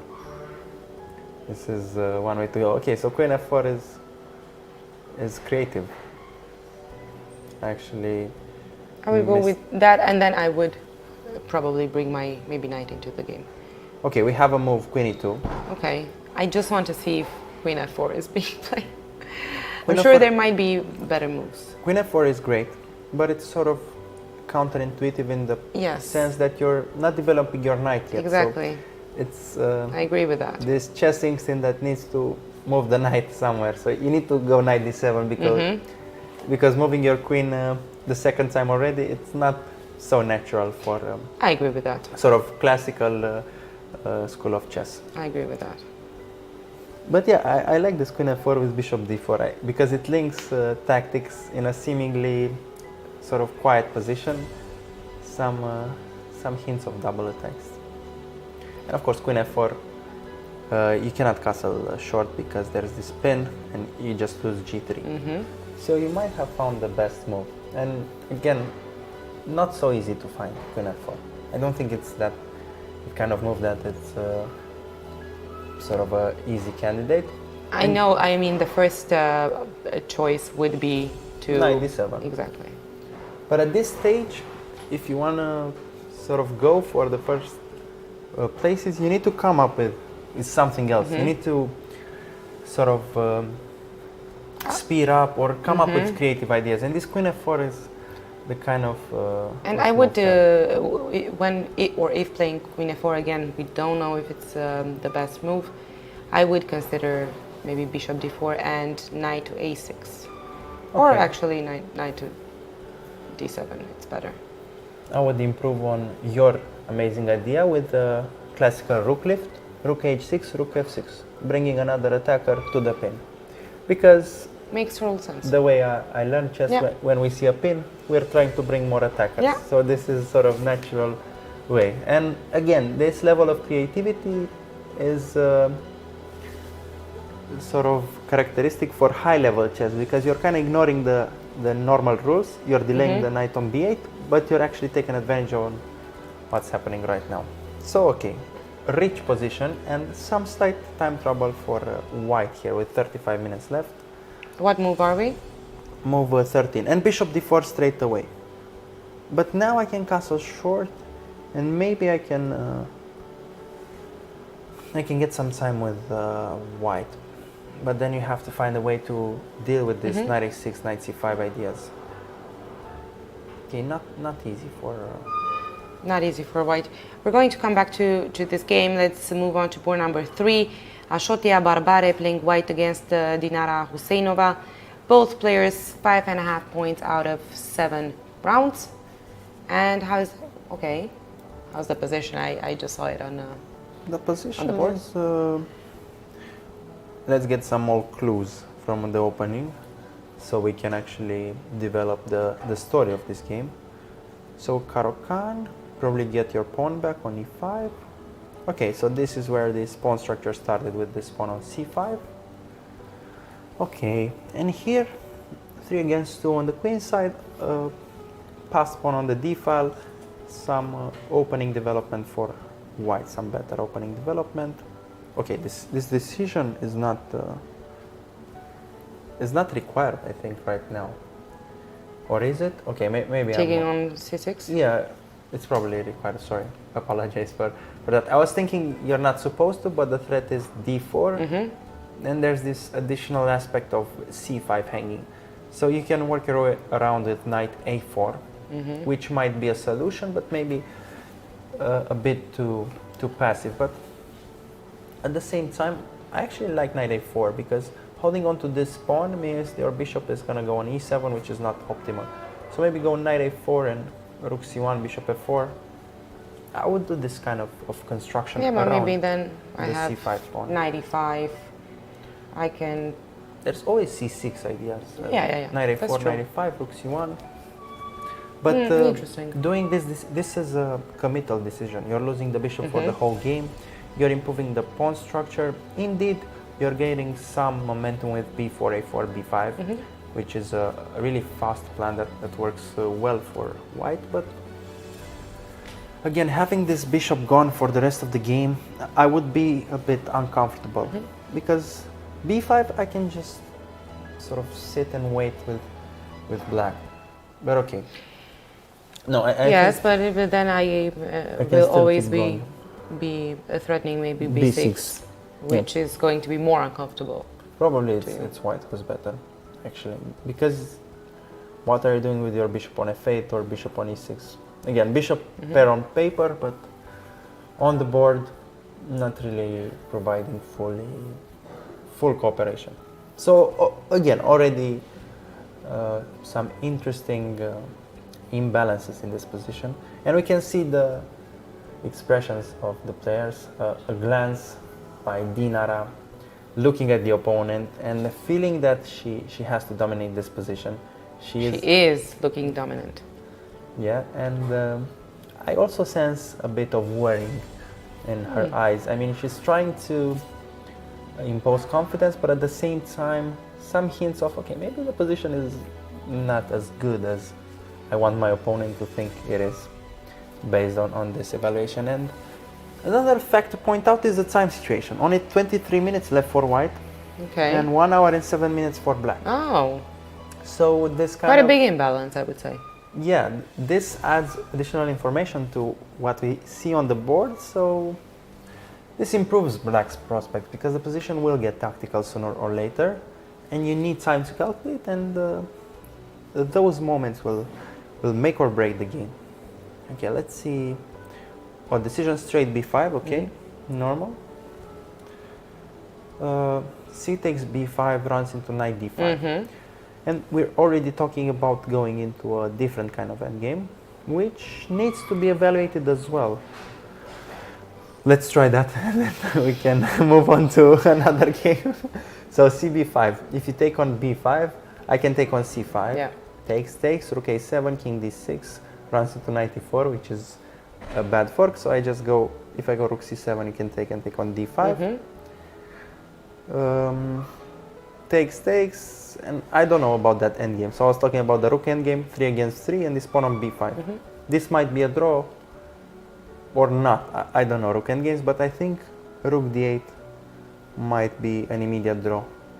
Takes, king f1, king e7, king e2, king b6, and I'm on time to take your pawn, and then I can come back with the pawns. Okay, I did some 10-move calculations, probably Exactly. wrong, but anyway. Was following part of it. Yeah, Not I gonna don't know lie. the pawn endgame there. It feels like the king is getting, but okay, we don't know. So, but the main point for So what do you think in this position is black best? so we were move? looking at take on b6, and I'm not so On happy b5. with this ab5 line. Okay, she's thinking? she's not doing the right approach, which is to just calculate for maybe 20 minutes. No, okay, this is bad. I think this is bad, regardless if it's the best move, but why rush the decision? I mean, I feel it was an important move. she spent 1 well. minute for this, and I'm, okay, and again, not taking time, there's knight d5. Okay. Okay, maybe not the Maybe- best move, knight d5, but it's an option. I Maybe mean, they calculated before Okay, we it's did. Obviously, they've been on the table for almost 2 hours, and we've seen the maybe position we'll for. see that line I just mentioned with rook c7. This because it was more or less forced actually, because bishop c5 now feels forced. Otherwise, I go c6, and then Okay, it's yeah. over. So bishop c5. I'll take. You take. I'll take on a7. You don't have a square for the king. d6 goes knight e4. A8 rank. I can check on a8, and then I take d5. So you block with the rook. Okay. Takes knight d5 check. Takes. Okay. And then we reach that position. Interesting. Let's see. Let's stay a bit. Okay. Before going on a break, because we were so invested in this Yes, game. actually. But let's see what's happening here. We can delay the break, We're going to which means that we enjoy chess so much that just we a can, sec, and then we're going to go and speed up through the other categories when we come back, because definitely, as you guys can see, we tend to spend maybe more time on positions these days because they're really Yeah. interesting. Okay, knight d5 here. I was thinking maybe game changer, because if you take on e3, I might have knight b6 with a check. Yeah. And it's discovered check. So knight d5 might just be winning. Yeah, okay, knight d5 I think close to winning. There was that line we calculated as well, but knight d5 feels better.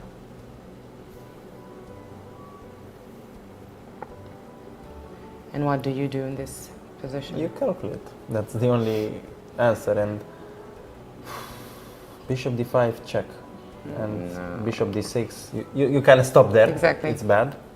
It's really Bishop bad. e3, knight b6, king somewhere, knight c8, and then I'm picking up e3 as well.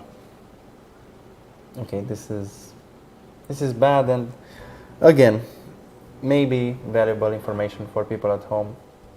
Spend your time in this kind of decisions. It's so unnecessary to rush and to get into this adrenaline rush of the game. Your opponent is in time trouble and so on.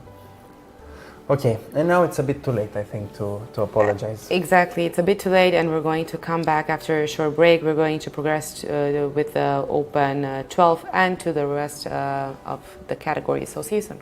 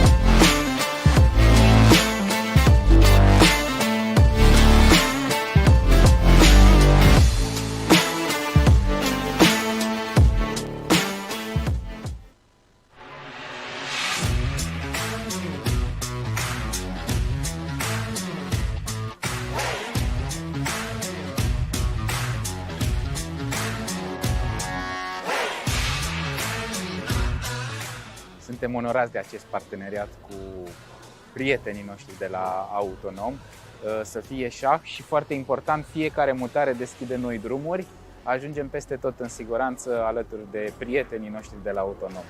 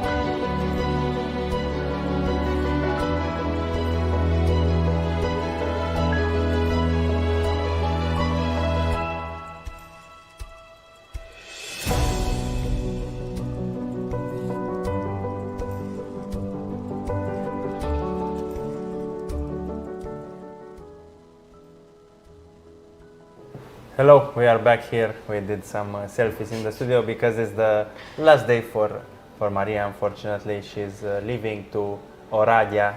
That's her hometown. She's going to. So everyone is celebrating, basically. Yeah, everybody's celebrating. This is what we're doing We have today. coffee. We have bormașina in the background, and it's good. But okay, we are watching the girls under 12 category, and it's normal to switch to boys under 12 as well. But actually, let's have a look at what's happening here in this position, because we left it thinking it's winning for black, but after something F3, happened. I think black can kind of save the day, but okay, no evaluation, at least not losing right now. Maybe you can go rook b8 and still be okay, but I invade on the second rank. So let's go straight to open 12. We're on the first board. We have Tihran Ambartsumian against Kagan Ahmad. I've heard Kagan's name before, so He's a favorite number 1, actually, in this competition, under 12. Still maintaining the first board, playing black. Both players have 6 points. They're the only one currently who are having 6 out of 7 points. okay, familiar faces for this category. Let's just jump. Whoa, this line I was actually preparing for Mr. Kodru today, and interesting that it happened on the first board as well, because he's at the same category but playing maybe board 30. But interesting that these things happen. Okay, queen g3, takes. Okay. Pawn up for black, and he's happy. It feels like. He was looking into the camera. I was Yeah. looking at the images from the live hall. And white is 16 minutes left. Black has 1 hour, and this bishop on g7, it's a bit uncomfortable, but at the same time it can get out with bishop f8. So not that many drawbacks for the lack of the pawn. And also I wanted to point out that these double pawns are actually helping. Yes.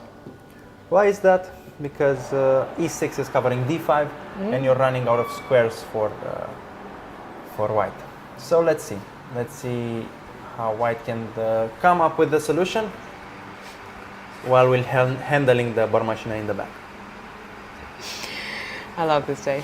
Okay, let's see. Random day today, but okay, Very the chess random. here is clear. White is winning, and sort of Tihran only. Tihran is with white. He's thinking, but okay, maybe thinking a bit too late. It's never too late to think. It's never too late to think. I need it's to sort of- point this out. Yeah, it's always time to think, but never time to overthink. But maybe, okay, already you can see some knowledge transferred from a therapist. Is there a title like MD, Maria Orsente, or just WFM? WFM. WFM. It's my best title It's best title ever. that, Okay. that I can But have. okay, this game will decide the category. So white goes for h4, but it's like a candle in the wind, doing nothing. For Ahmad Kagan, this win might secure him The gold medal. The gold medal? Really? Yes. Ah, okay, because he's ahead of the pack, following him. So let's see board number 2, because they're playing for a medal as well. We have Pau Marin Ferragut against Tudor Henry. Again, 2 of the players that we constantly have been seeing on the live boards. And okay, no surprise for us, Tudor Henry, only 12 minutes left, so we're already used to seeing this. And okay, let's just jump after the opening and go for what's happening on the board. G4. Wow, bishop f5. This is a move where we can actually spend some time on. And the logic behind it is that you're offering the trade to open up this G file. But it felt like you can open up the G files with some other methods, but bishop f5 is so creative, and I actually like it. And I haven't seen this kind of idea so often here. There could have been also this knight a5 that's blocking the queen side, which can be interesting, but okay, bishop a5 is good. H4. Okay, maybe slower with h4, but still it doesn't feel like black is really on time with anything right now. And the good thing about white's position and white's approach, it feels like he's playing against the time trouble. So he knows from doing the profile of his opponent that he's getting into time trouble every game. So this means that there are some strategy to work around that, and one of them is to just play maybe not the best move, but normal moves. And yeah, we have Tudor Henry in the images. He's trying to figure out. Probably he's going for a4, a3, stuff like that, or reaching for the knight. Yeah, he's always self-confusing. He's also always having these debates. Very charismatic. Yeah, really. Honestly, I charismatic. love seeing him on One of on the screen. most charismatic faces on screen, and he has rook f7 on the board, doing two tasks with the rook, defending g7 and also transferring to c7. So good multitasking move, a multi-scope with the rook on f7, and now it's.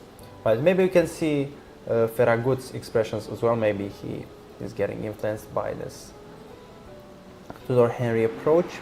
But I think we've seen this approach in Indian players as well. I remember Nihal Sarin watching his games, and Pragnananda not so much. He's more of a chill type, but Nihal Sarin, he's really expressive, and I think this is a sign of not only great passion for the game, but also complex thinking process, complex inner dialogue.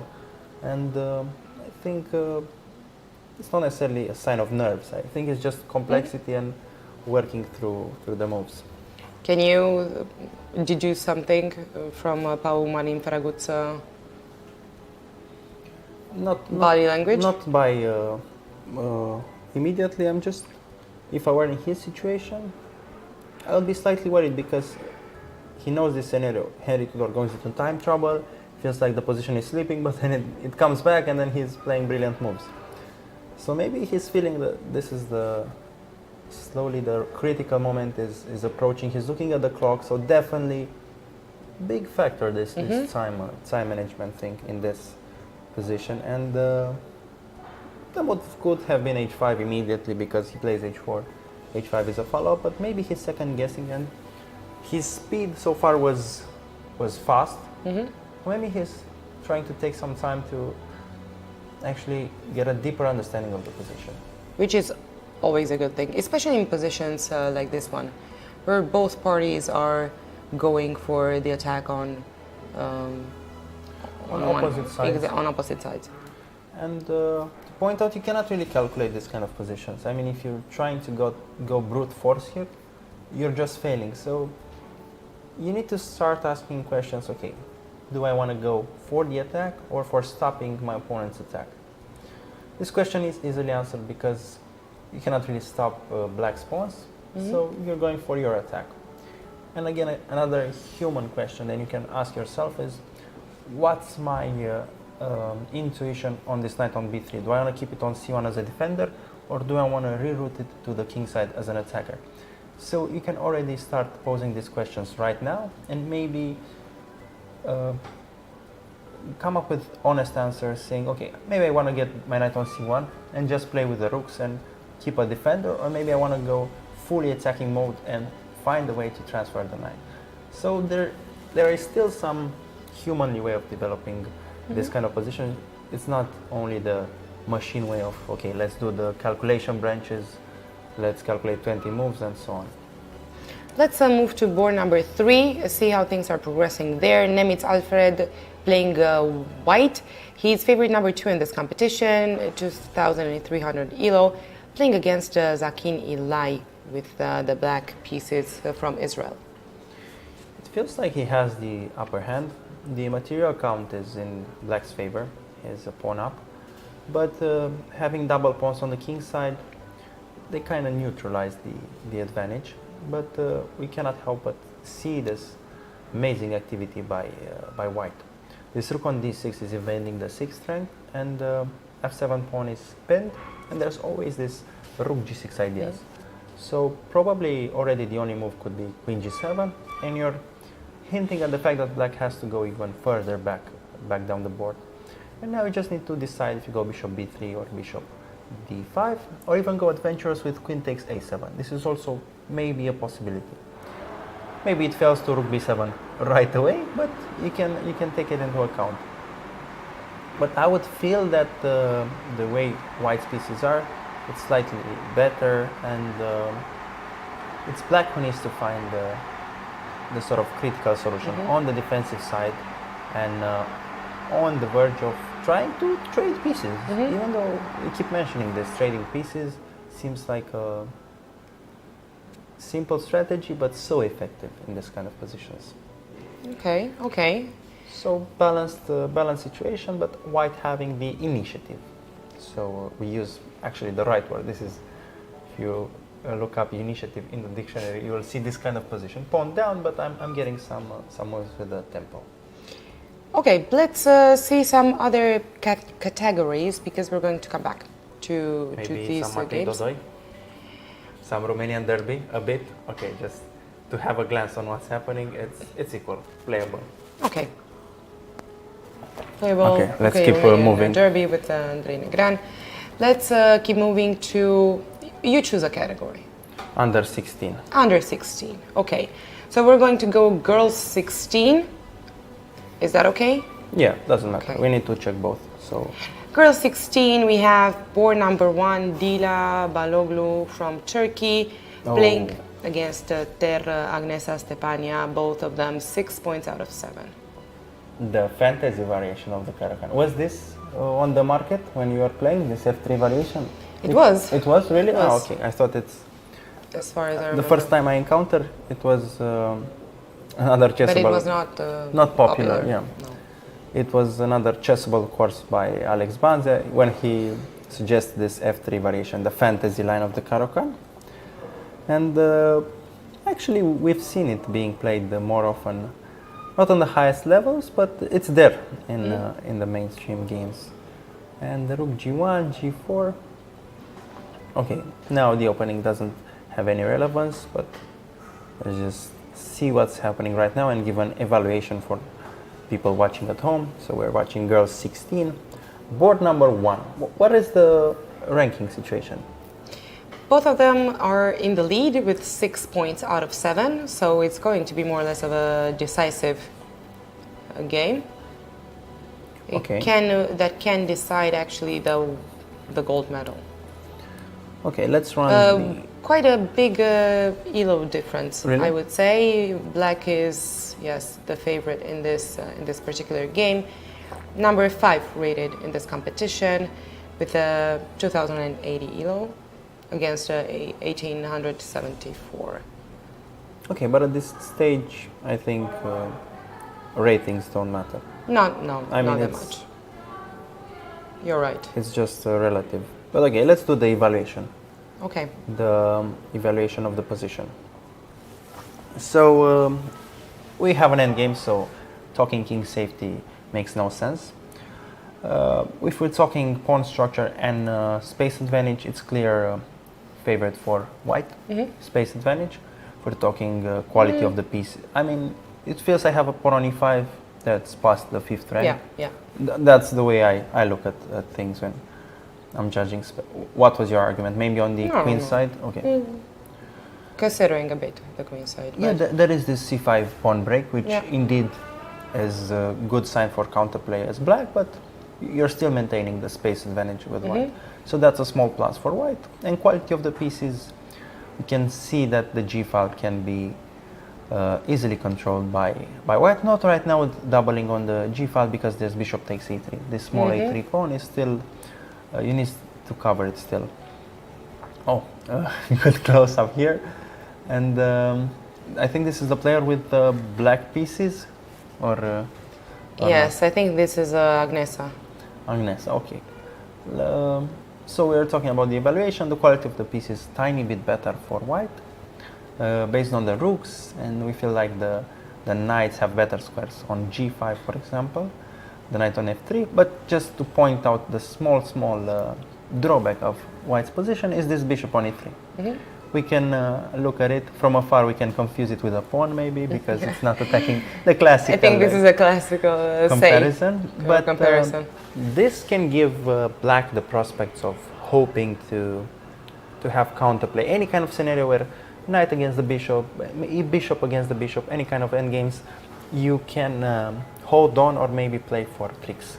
So this is sort of the long-term approach. But right now, as you said, it's all about the c5 break or jumping on the g file. But I'm afraid that jumping on the g file doesn't really help black. Rook g8 can be met by rook g1. Exactly. And You're still forced to maybe still do forced the to make the exchange. trade, and it's Do still the white trade. who has the open file. So important in this kind of closed positions that we have this open file. Imagine the position with pawns on the G file. It's almost no breaks. It's a different kind of game. But now, open file and in white's control, I think this is the main reason for an advantage with white. So we can look at the body posture as well.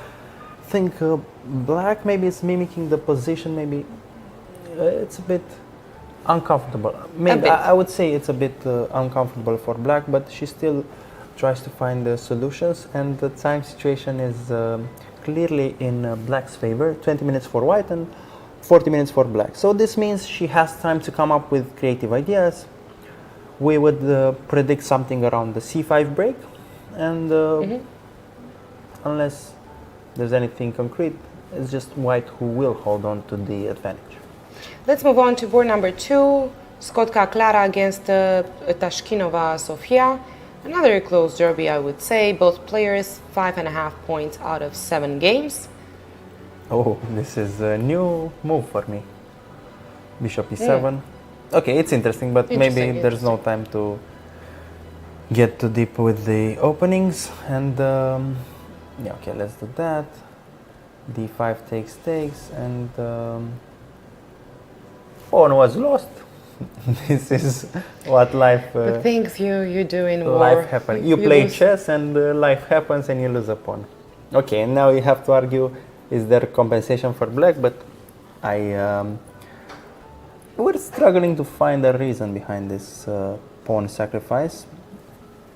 Okay, the reason might be that I can have queen e2, queen b3 to bring another attacker, and then you're not in time to defend this b5 pawn. But we've had this situation in this tournament, and the usual reaction is to play b4. At least sacrifice it with compensation with having double pawns. So at least go b4 in this kind of scenarios. But okay, it's still, it feels like black's approach to the game is so optimistic that I might be thinking you think that there is something that we're missing. Yeah, I think it's actually black playing for a win. Just from the get-go, black is so confident in their chess abilities that, okay, I lose a pawn, doesn't really matter.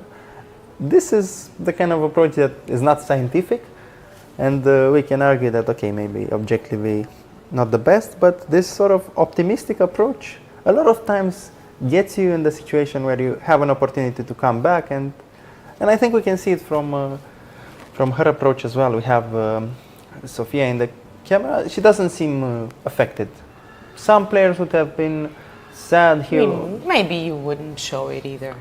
Would you show it? I mean, it's a clear blunder. I mean, I wouldn't cry, but I don't think I would show a lot of okay, in emotion. my situation, I don't really show emotions because it's just chess. I don't show emotions like, okay, I'm sad, let's just play. I can see it's my last day, no sadness. No sadness. No sadness. Yeah, this is too emotional. I don't want to reveal too many emotions, but I'm the kind of player of sort of optimistic, sort of naive approach. Okay, maybe things will be fine one day.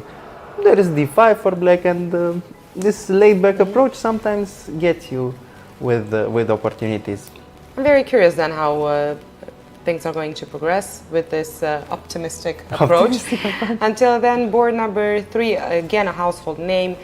Favorite number 1, Shipke Manon. Okay, we've seen her. Favorite number 1, yeah. Against Abdinova and Armin. Shipke Manon only 5 points at this stage out of 7, and I'm saying only because she will be fighting. I think she needs to fight really hard during these 2 games to get back into the game for a potential medal. Okay, we have the 4 pawns variation against the Alekhine, which theory labels as the best approach. And okay, some heavy theory stuff. Knight a4, rook d6. For those interesting, you can check Bortnik games from chess.com. He's a world expert in Alekhine. He knows how to handle this situation with black. But let's do the pawn counting. It's some 6 pawns for white. Equal, unexpected. But also we have some tactical debate here on e5 and d6 as well. So my intuition is saying that there is some danger levels are high here for black. You cannot move the knight. You cannot take on f6, on d6, sorry. And she goes f6, and then she's opening up this additional diagonal for the queen. So already moves like c6 might come to mind. Okay, not amazing move, but some idea. c6, I mean, it's common sense, or even knight b6, maybe more common sense, to just take advantage of this opportunity to go yeah, c5. Maybe knight b6 is not the worst move in this position, but okay, rook d6 can be met by rook d6, and close call, but probably not working. I can take on b6 and go queen f7. So I tried, but doesn't really work. So if we go the other way around with knight c3, they can take c5. So maybe not something decisive right now, but still it feels like white has a better harmony with their pieces, and there might be some blow, some attack. For some reason, I think that black Black will is holding come on. back. Yeah, is holding on quite good. But again, we're going to come back to this game and see how it progresses. I don't think that white is going to. And again, this is just a prediction. How are they with time? Okay, It's so similar time. times. No time trouble yet. Yeah. Should we progress to open 16? Okay, let's go open 16, where we have Jakub Seman against Jan Malik. Okay, already the games are critical moment, so critical moments time. This is board number 1. Yeah, board number 1. This is also a national derby, Poland. It's a Polish Okay, is it derby. the second Polish derby we've seen today? It's maybe the second Polish derby on board number 1, which tells us that the Polish team and delegation is really well prepared for this championship. Yeah, the Duda influence. Duda is the best player from Poland, and he won the previous World Cup. And when stuff like this happens, you can have a big impact on the younger generations. They can pick up chess, and they can have hopes for a brighter future when you have a role model in your national team, as we have in our country with Bogdan Deac or David Gavrilescu, Mihnea Constaki, and players that sort of give us the hope that we can do it. Our mere mortals can do it as well, sort of. Okay, g5, aggressive approach by white. Opposite color bishops, so the right way of doing this is to go straight for the jugular, as you like to say. Yes. And but you told me, you can see that this is one of the moves that I would like. yeah, but you told me that your playing style was far from going. Interesting, right? So Because generally it was more safe, waiting, speculating, playing on fields. How do you On say fields, that? on squares. On squares. On fields, you just go on the countryside and go to some On cornfield squares, I wanted and to say. See, this is what happens when you translate some words in your yeah, head. our English is not You do it native, wrong. so apologize for any kind of But mistakes. going on fields, going on vacation, yeah. So playing on squares. It does depend because I do like these positions and I do like these types of attacks. Attacks, okay.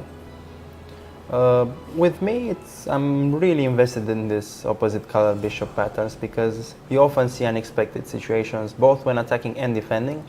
So for example, even if you have the light square bishop attacking the king, I can always come back with bishop f8, bishop g7 and fully defend. So rich in possibilities this position, and there's also some drawbacks to this g5 that maybe you're weakening your king as well. Even though for sure I am.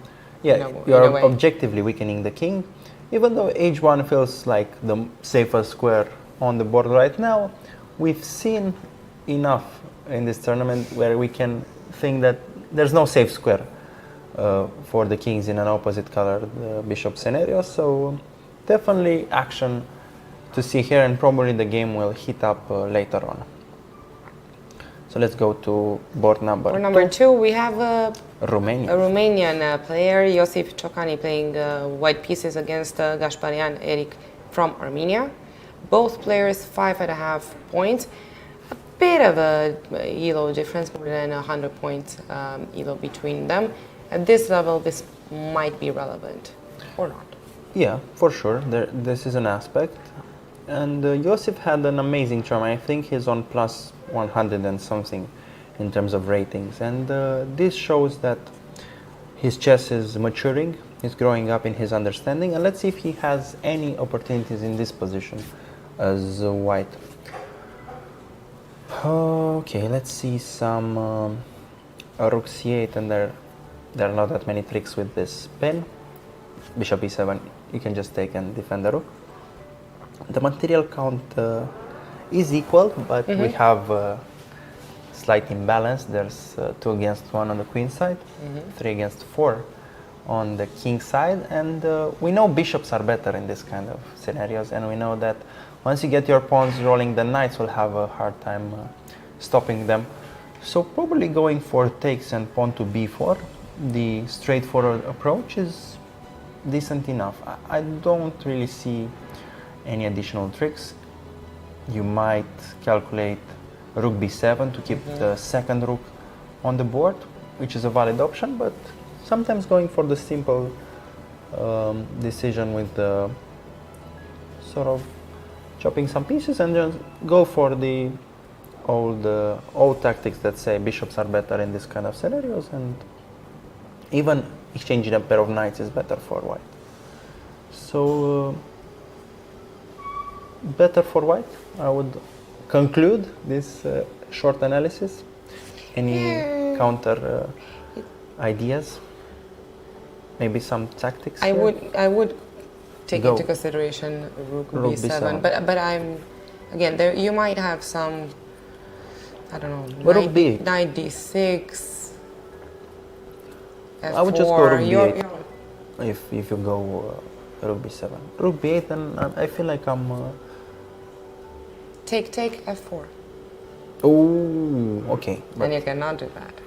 Yeah, I have a knight g4. Okay, I know actually how you do. And knight then I g4 am taking. Okay, not.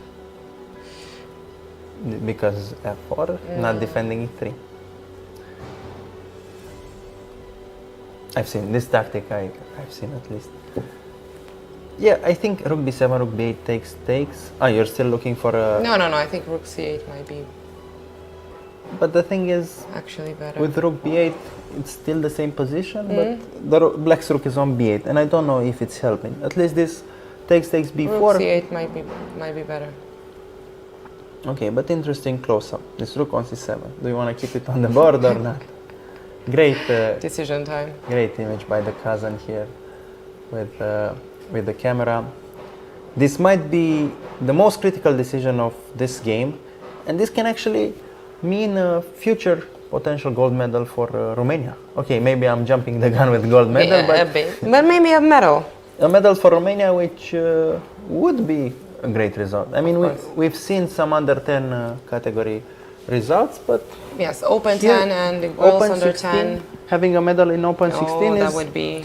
we hadn't had a result under 16 since Cristian Chirila's win in the World Youth. I don't know when it happened, like 2000 and a lot of years ago, but he was world chess champion and under 16. And we salute the Count, as he is nicknamed Yes. in the St. Louis Chess Club. Amazing, amazing player and great person as well.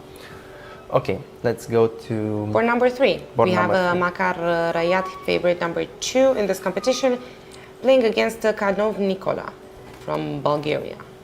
5 points, both players. Rayat is Okay, the so clear interesting. favorite in this game, at least obviously on. Is this a rook down, or am I miscalculating again? It's just a rook. Okay, Is you're not miscalculating. Not miscalculating. No. It's a rook for 2 pawns. Okay, but look at the position. Yeah, it's Okay. over. It's over completely. Okay, maybe we can see resignation already. I don't think What that- are they thinking? What is So I'll just roll back a bit so I get some explanations for this. I mean, we get some explanations as well because it's a bit odd to just jump the position and Okay, see. maybe not from the. Okay. Okay, let's go with this line. Yeah, I'm always looking from the beginning because that's where the clues are. That's where you find the first information on the game, how the opening went. Okay, this is the moment with knight g3, interesting sacrifice, and queen e7. Wow, so creative. This is so brave by black, but fortunately he's never in time because rook h1 just fails. The bishop can roll back to g1. So he was always one move behind these tricks. Takes, and I think he tried, but it just couldn't work. But okay, I think sort of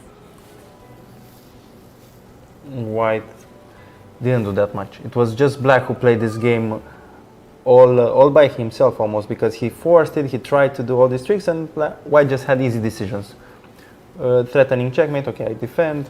I take some pieces, and that was his whole game. So a bit unexpected, but we can extract from this game the will to win by Nicola. He was trying to do everything he could to kingside attack on this h file, and amazing determination. Yeah, amazing. So okay, sometimes it doesn't work, but these qualities can make you a great player on the long run. So yeah, it's just gonna be a win for white. So not sticking with this game. Yeah. Let's go to. Do you want to do? Girls 16. We did. Girls 16. Okay, sorry. Yeah. Do you want to do 14 or 18? Okay, let's do 18 because we keep neglecting this category. We keep leaving it in the end because of its show and intensity. But maybe let's switch things up and let's go girls under 18. Martina against Juliet. So this is the category where things happened. Where things happened, the things that shall not be named, but we named them. At the beginning it was a cheating incident, allegedly, but okay. So board number 1 Martina against Poland.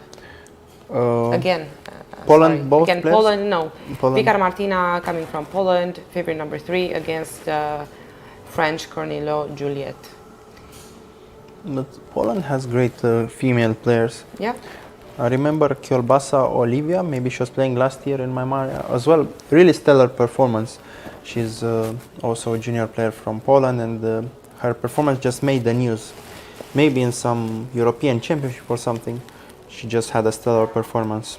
So we can already see some delegations getting ahead, which means their approach to chess, their methodology is working well here in this championship. So let's see the position. Okay, equal pawns, bishop pair for black, but some slight worse pawn structure. Overall this is balanced, but the prospects could be better for white because I can jump on e5. I'll probably force a trade and get in this situation with knight against the bishop on d7, where we know these are better, some squares are weak, c5, e5 and so on. So I would just go bishop e5, and there's enough time to maneuver, not that many weaknesses for it as well. Rook c5 is an option. Feels like the prospects are better for white. For white, but I agree. I'll just quickly jump to see what happened in this game. So it was this line, okay, almost normal until now. Going this, and okay, this kind of decision is committing you to a permanent weakness on e7 and reaching this endgame. Again, maybe we've seen this concept a lot and we're repeating this idea, but having the bishop pair on paper, just okay, I have the bishop pair, is not enough. You need to have weaknesses, you have to have an open position, because I was struggling with this concept as a player. I got the bishop pair and then I was thinking, okay, advantage, bishop pair, and but no clear way of... let's walk around the playing hall. But it's not enough to have just a theoretical bishop pair with no additional targets and a good plan to actually activate these pieces. So a bit better for white, but still, definitely the game is full force. Yeah, maybe some counterplay ideas with the f file for black actually, and white can still go wrong with knight to e5 and transposing to this opposite color, the bishop situation. So you can still make a mistake. Knight e5 is not a move that you wouldn't consider as white. So this would just slip the advantage a bit and maybe transition to a potential theoretical draw.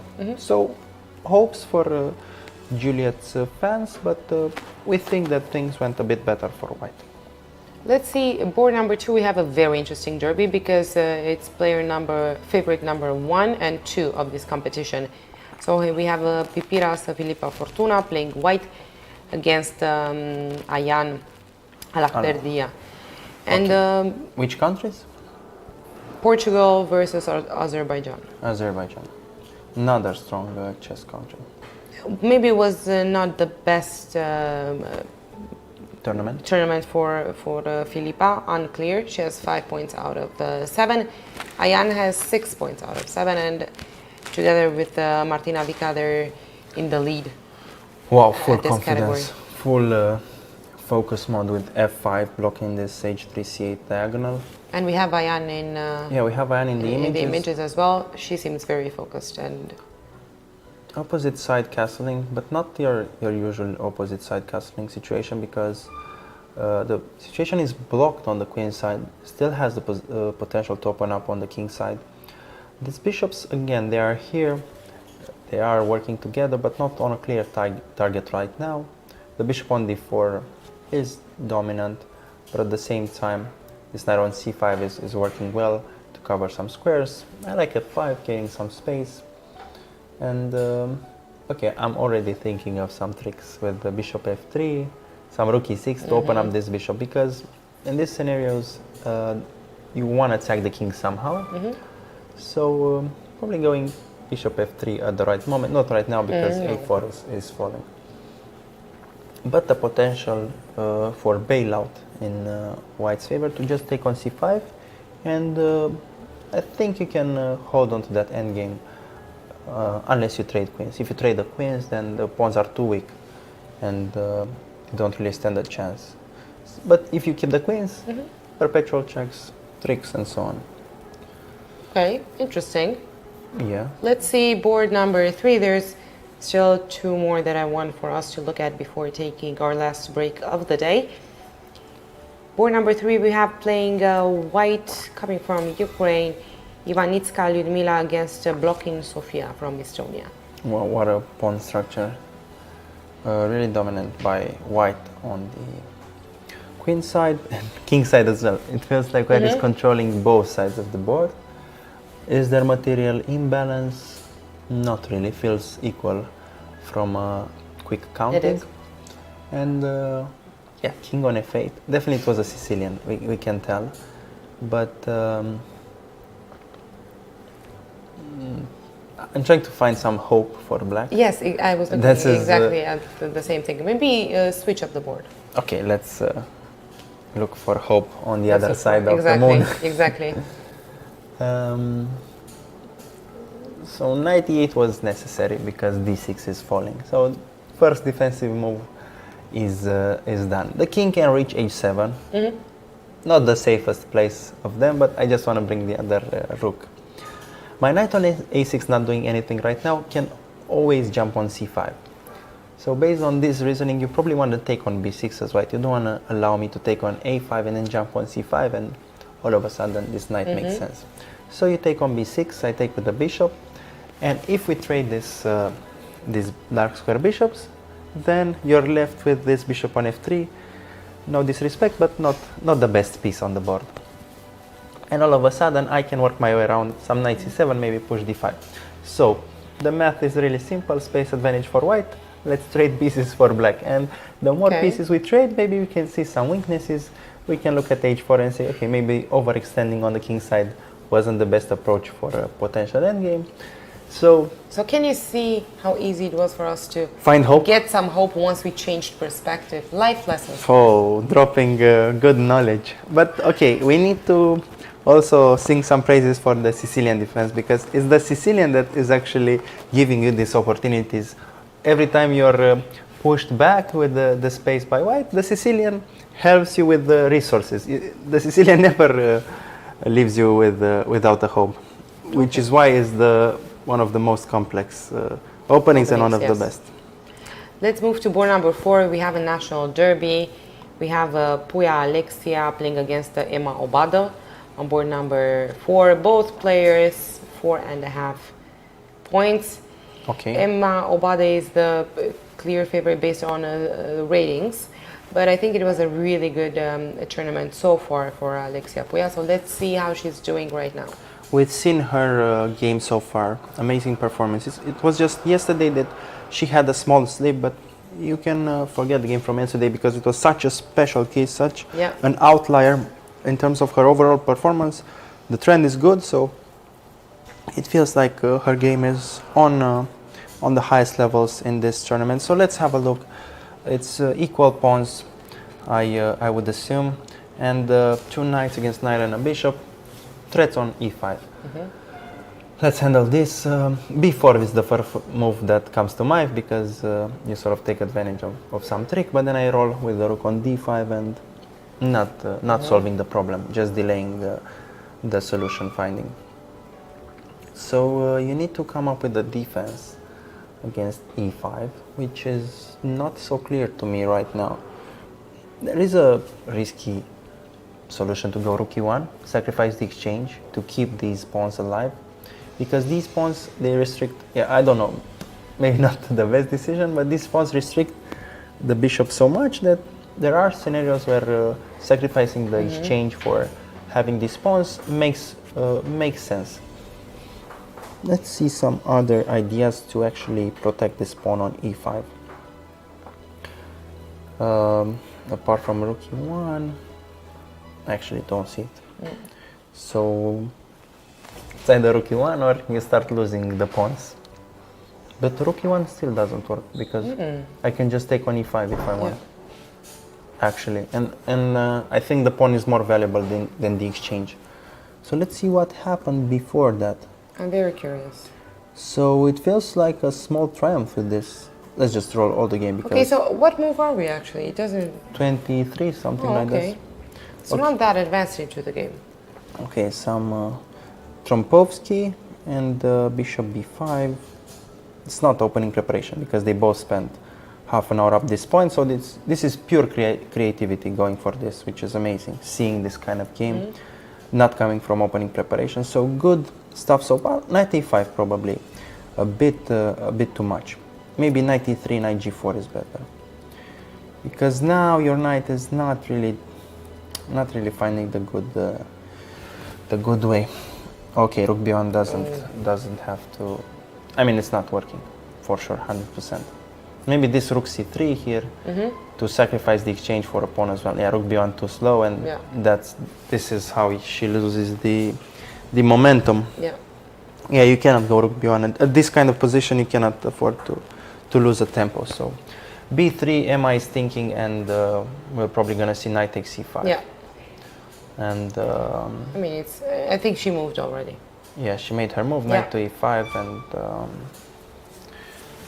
no tricks for white, and a bit hopeless in this. Yeah, if you lose e5, you lose d6 as well. Yeah, exactly. So your whole concept of having this e5, d6 pawns is just lost, and the decision making was done here after b5. I think that's the critical moment. After b5, you need to actually think of the knight routes and how you're defending e5, because this is the biggest asset of your position. So if you go knight e3 to play for knight g4, or even if you go knight d2 to play for knight e4, I think you have good prospects with black. But if you go knight a5, then the knight is having a tough time getting back into the game, and then this is how we actually lose these pawns. So interesting game, definitely creative game. Yes, I mean, interesting. I don't. Not so playable anymore. Not so playable. Also, not a lot of time left, but still, I think it's enough for maybe black to take advantage of the situation. So we'll go on a break. We'll see you guys after 10 minutes of refreshments, and we'll be back with the last hour of the round 8 here in Mamaia. See you soon.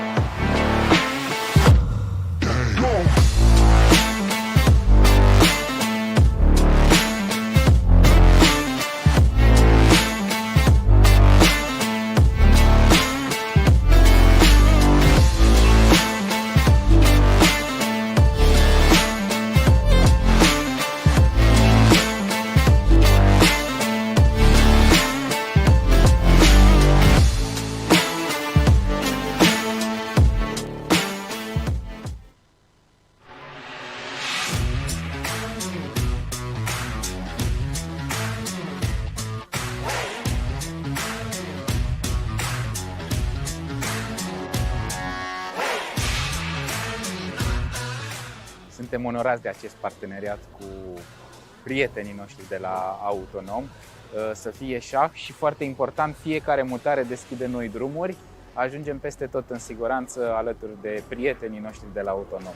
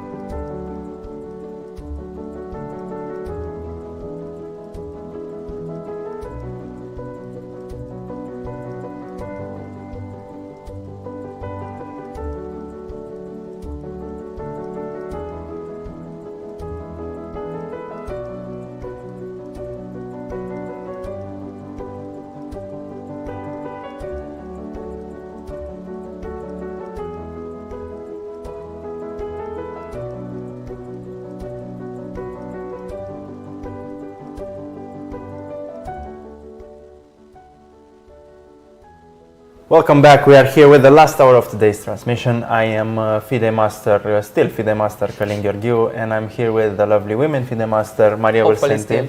still. They don't take the titles, Okay. right? That's why we do commentary and we're not playing in this tournament. And some age difference, but okay, don't need to speak on that. But it's Maria's last hour here at the transmission, so we need to address this, the elephant in the kitchen. So, how are you feeling, Maria? How was this, I don't know how many days, too many days Too many days to count. commentating on this tournament? The chess was good, but how was this experience for you? It was great. I always love commentating. I think it was an amazing experience doing it with you. We had a lot of fun on and off camera as well, which is important to address. Yeah, we didn't have the time to get a guitar and actually showcase my Ed Sheeran skills. We had but, a lot of plans, yeah. of plans. couldn't Not really enough time, not enough time. work it through, but we had fun, some jokes, some Zumba. It was Latino, some tactics, only chess. I mean, we try to diversify, it's safe to say, yeah. in this tournament. We had a great time, and okay, I had a great time as well with you. Hopefully, we can collaborate in the future on chess or therapy, maybe. both, Or both, I Or mean. both, yeah. Hobby And, horsing. hobby I mean, there are a horsing. lot of opportunities here if you're looking for them.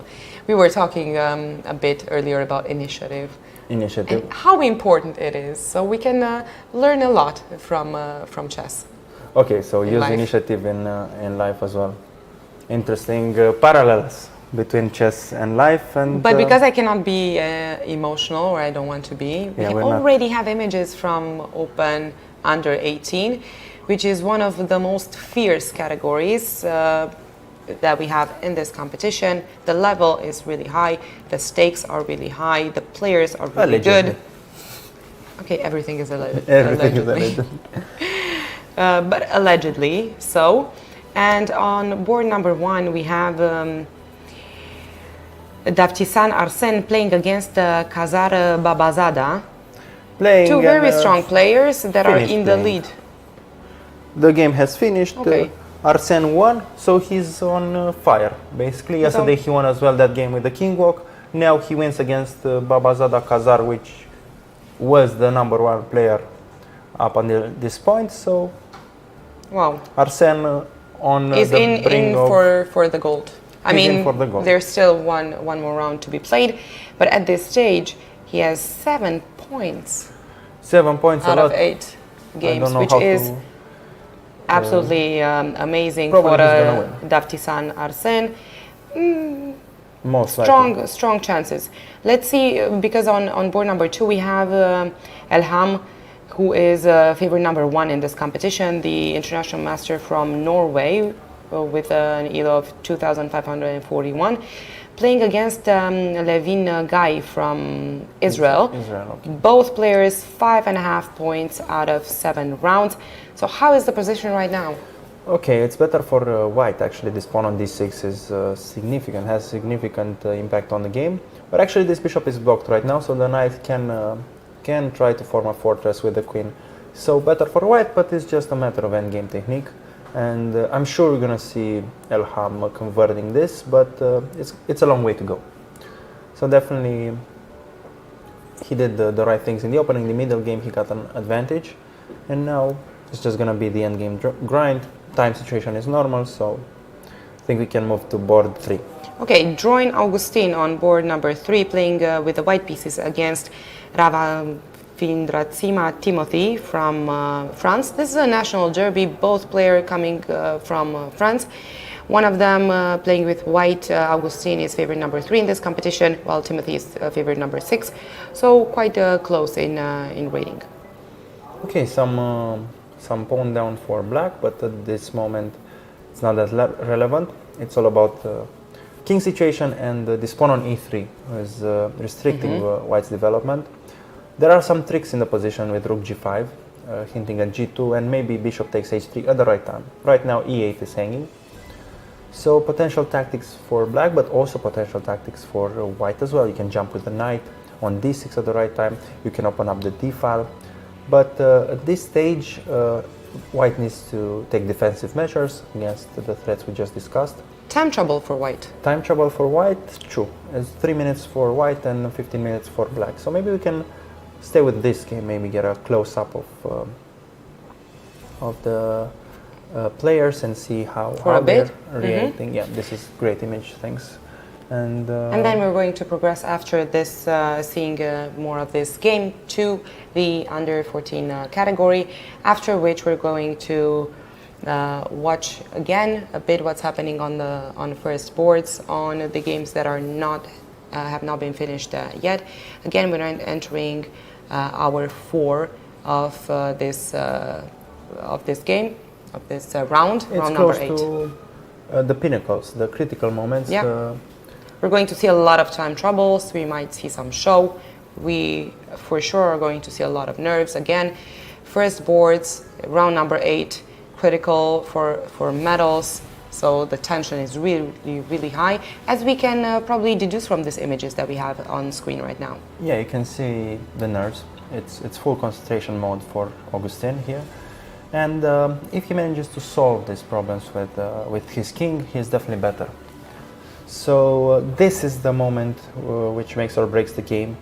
Black needs to find some ways of complicating, white just needs to defend. So crucial moment, and only 3 minutes left for white, but it's black to move right now. He needs to find a way.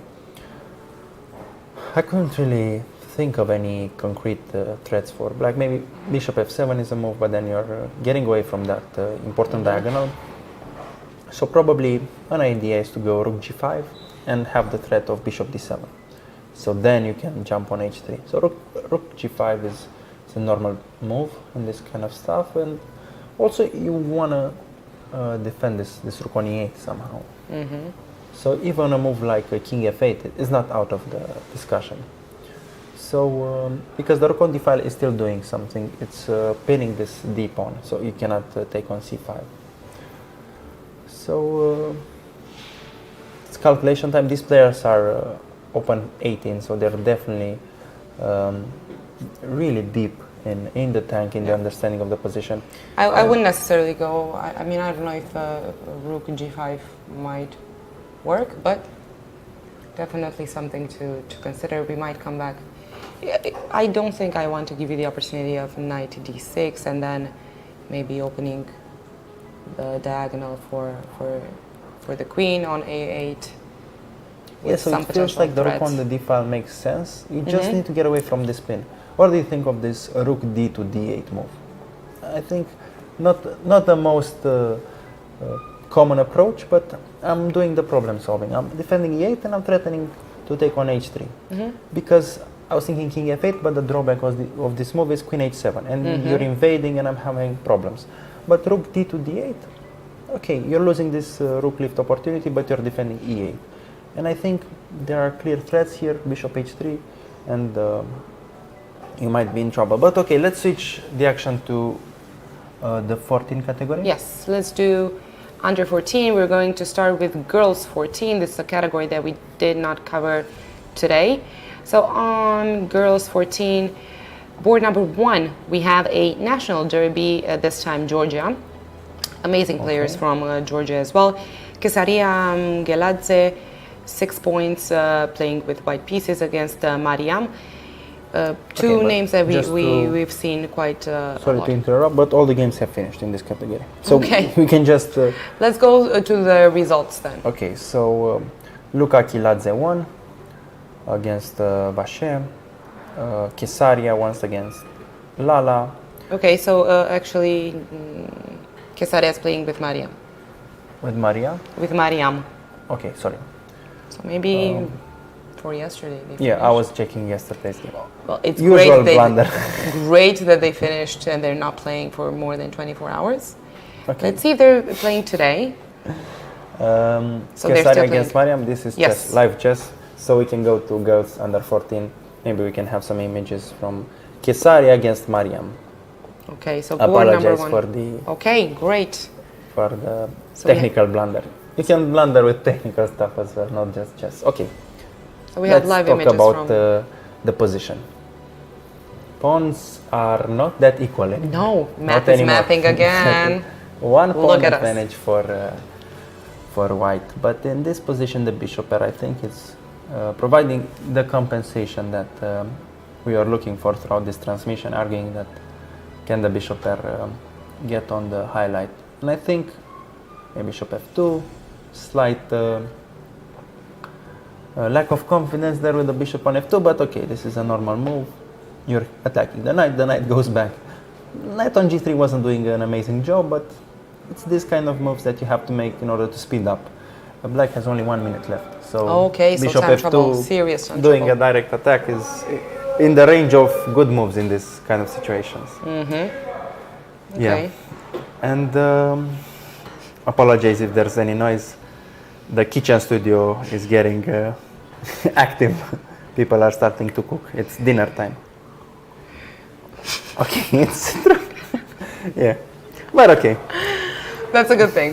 We start to get hungry, so. Knight to e2, and okay, it's slowly gonna be good for white. Some knight c1, knight b3, you reroute the knight, and so on and so forth. Prediction? Prediction, draw, Okay. actually. I mean, My prediction as well. theoretically winning for white, but I feel the draw here with the bishop pair because the open position. Okay, board number 2 has finished. It's a win for Anastasia Kirtadze against Lucie Rybakova. Okay, Anastasia also from Georgia, so amazing results for Georgia already. So, board number 3? Yes, we have Ani Avitsian against Stol Lucia. Okay, let's see this. If we have images from the cousin, board number 3. Yes, we have. Thank you. Queen on c6. I thought queen on c8 was the king, but fortunately, king is on h8, safe stuff. And where is black's rook? Not on the board. Here. No. Not here. No. Going for Not dinner. present. And the knight on a6 still wanting to go for dinner. Yeah. So adding things up. Black feels like it's collapsing. But some slight Interesting. hope. Lucia with the black pieces is a favorite in this game. Slight hope with queen g4 maybe to get some checks, but I can Turn the table. turn the table. Okay. Yes, let's see. Is there Will any do. hope? No. I mean, no. Hard to say. I found a way First to work around that. Queen g4 can be met by check on a8, queen to a6, and once you take check on d8, I go rook f1, and I'm doing this defense Okay. from the long distance with the queen. So this is sort of a variation that we might see. Okay, unfortunately for Lucia's fans, it's bad. The situation Yeah, is it bad, looks bad so at this stage. there's no other way to put it. And she's in time trouble as well. Maybe knight b8, but okay, queen a8 is... Oh, okay, not working. I was thinking knight b8, queen a8, queen g4, take on b8, king h7, and your queen is not really reaching the critical squares. But maybe you can bring the knight back. This is not so easy. You're stuck with the queen on b8, and I have the queen and a bishop. There are potential perpetual and stuff there. Okay. Yeah, there is It's not the easiest. So knight potential. b8 could be some practical chances. She goes queen g4 for the line we mentioned, but this just fails to that queen a8, queen a6, and covers f1. But knight b8 I think was a better practical try. Okay, maybe we can stick with this game to see if white gets queen a8, queen a6. Am I missing something? Might be, but I don't think so. Some okay, some details. No, not really. I was thinking queen d1, rook f1. Then queen on the second rank to threaten g2, but I can just bring back the queen. Okay, queen a8, and it's over. I think it's over. It's over. What to do? Is she gonna see this, or is she gonna go for something else? Which I'm might not be good as well. Some knight f3, knight e2 still works, but if you have this kind of solution, you just go for it and. Yeah, actually, I was thinking even rook f8 and Check. then knight f3. Good as well. So many options. It's not that I pick the knight on a6, but I'm covering f1. But, That's yeah, the point. But exactly. along the way, I pick a knight. So why not? I'm just curious if she's going to play queen a8. Probably. Okay, rook f8. It feels like the way she played is rook f8 because Rook f8 and queen f3, maybe even more Queen clear. f3. Yeah. Queen c2. Oh, checks. Okay, this is game over then. If you're doing this with checks, then there's no need to. Our level of calculation is really on point. I mean, we found a solution. Yeah, and exactly. For the job description, this is good enough. Find one solution. The That best works. moves, yeah, That that works. It was good enough. Okay, let's go with board number 3 actually. Okay, board number 4, because this was Sorry, board sorry. number 3. We have a Romanian player, Alexei Iordache, playing black pieces Black on pieces. board number 4 against Sofia Moskalet from Ukraine. Both players 5 points out of 7 rounds. How's the position? The position is bad for black. Not that much space. Bishop 1 f8 is closed, but no breakthrough for white yet. So this is board number 4. Alexia had that game yesterday. Okay, 93 rerouting, playing for f5 maybe. She still has some hope on the a file, so there is this hope of counterplay, and I mean, it's when? not a small feat. At the right time, because in order to attack, you need to transfer some pieces to the king side with white. And once you do that, I'm always hinting at some threats on the a file, especially with the bishop on g7. There's always tactics with sacrificing on a2 and then check on the a yes, file. that's and true. That's true, but it looks It's bad. a bit bad. It's for bad, black. but It this looks a bit is bad. where practical chances come into play. You need to Yeah. find practical you cannot give up here with black, so you need to keep going. Yeah. So some bishop g7 and even a move like c6 is not working because d6. So there's not that many options. And actually. f5 is lurking. It's in the air. Okay, rook a5, defending c5. It's good. And also maybe triple down on the a file and go for this rook a3, maybe rook b3 threat. A cheapo, but decent.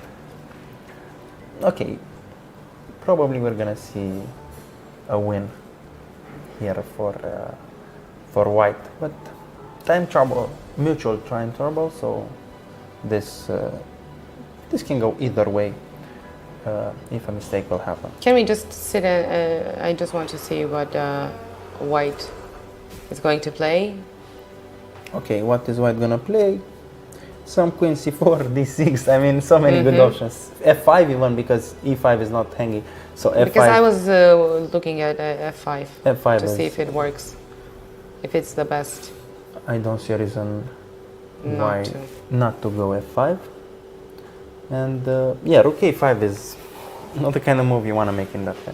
Bishop g7 was also working against f5 because e5 is hanging. So that was my whole point. Bishop g7 to counter the threat, because in this position you don't find a plan. You cannot find like a winning plan. You just defend against the threats. Threat is Yeah. f5, you go bishop g7 and take it step by step and keep defending. F5. Okay, f5. Okay. Okay, This is what I beautiful. wanted to say. I just wanted to Beautiful see exactly. confirmation. I mean, for Connect 4, if that's ever a game. I just wanted to see if white is playing f5. I'm satisfied with the move. Yeah, the aesthetics are on point. Exactly. On the 5th rank, a lot of stuff happening, and And yeah, unfortunately, Alexia it looks, shaking her head Yeah, really, really bad. in disbelief. I think she appreciates the beauty of this, Of course. but at the same time, she's struggling to find a solution because, okay, you're a I'm fan not of sure chess, if- but you're also a player. You need to find the solutions. Maybe she can come up with something, because we've seen her creative ways. Okay, c4, that's good. This is practical chances 101. Sacrifice something, open up some diagonals. This can be the beginning of something, but I cannot help but wonder e6. If that's if you go e6, then Interesting. e6. Not that hopeless for black, but okay, c4 I can even take with the queen. So many good options, objectively speaking, but adding time trouble on top of this scenario makes things More interesting and more dynamic interesting and rapid, less obviously. scientific, less Yeah. Less time to calculate all possible variations.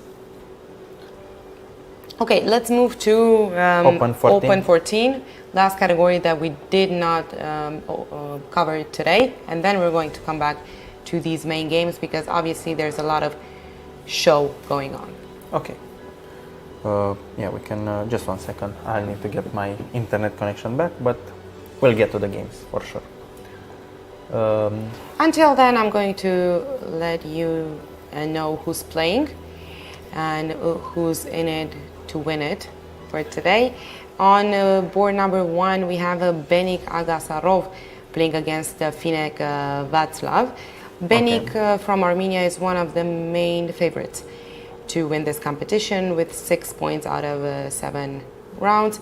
But he's playing against Václav, who's favorite number 1 in this competition. 24, 24. 24, 14. 14, okay.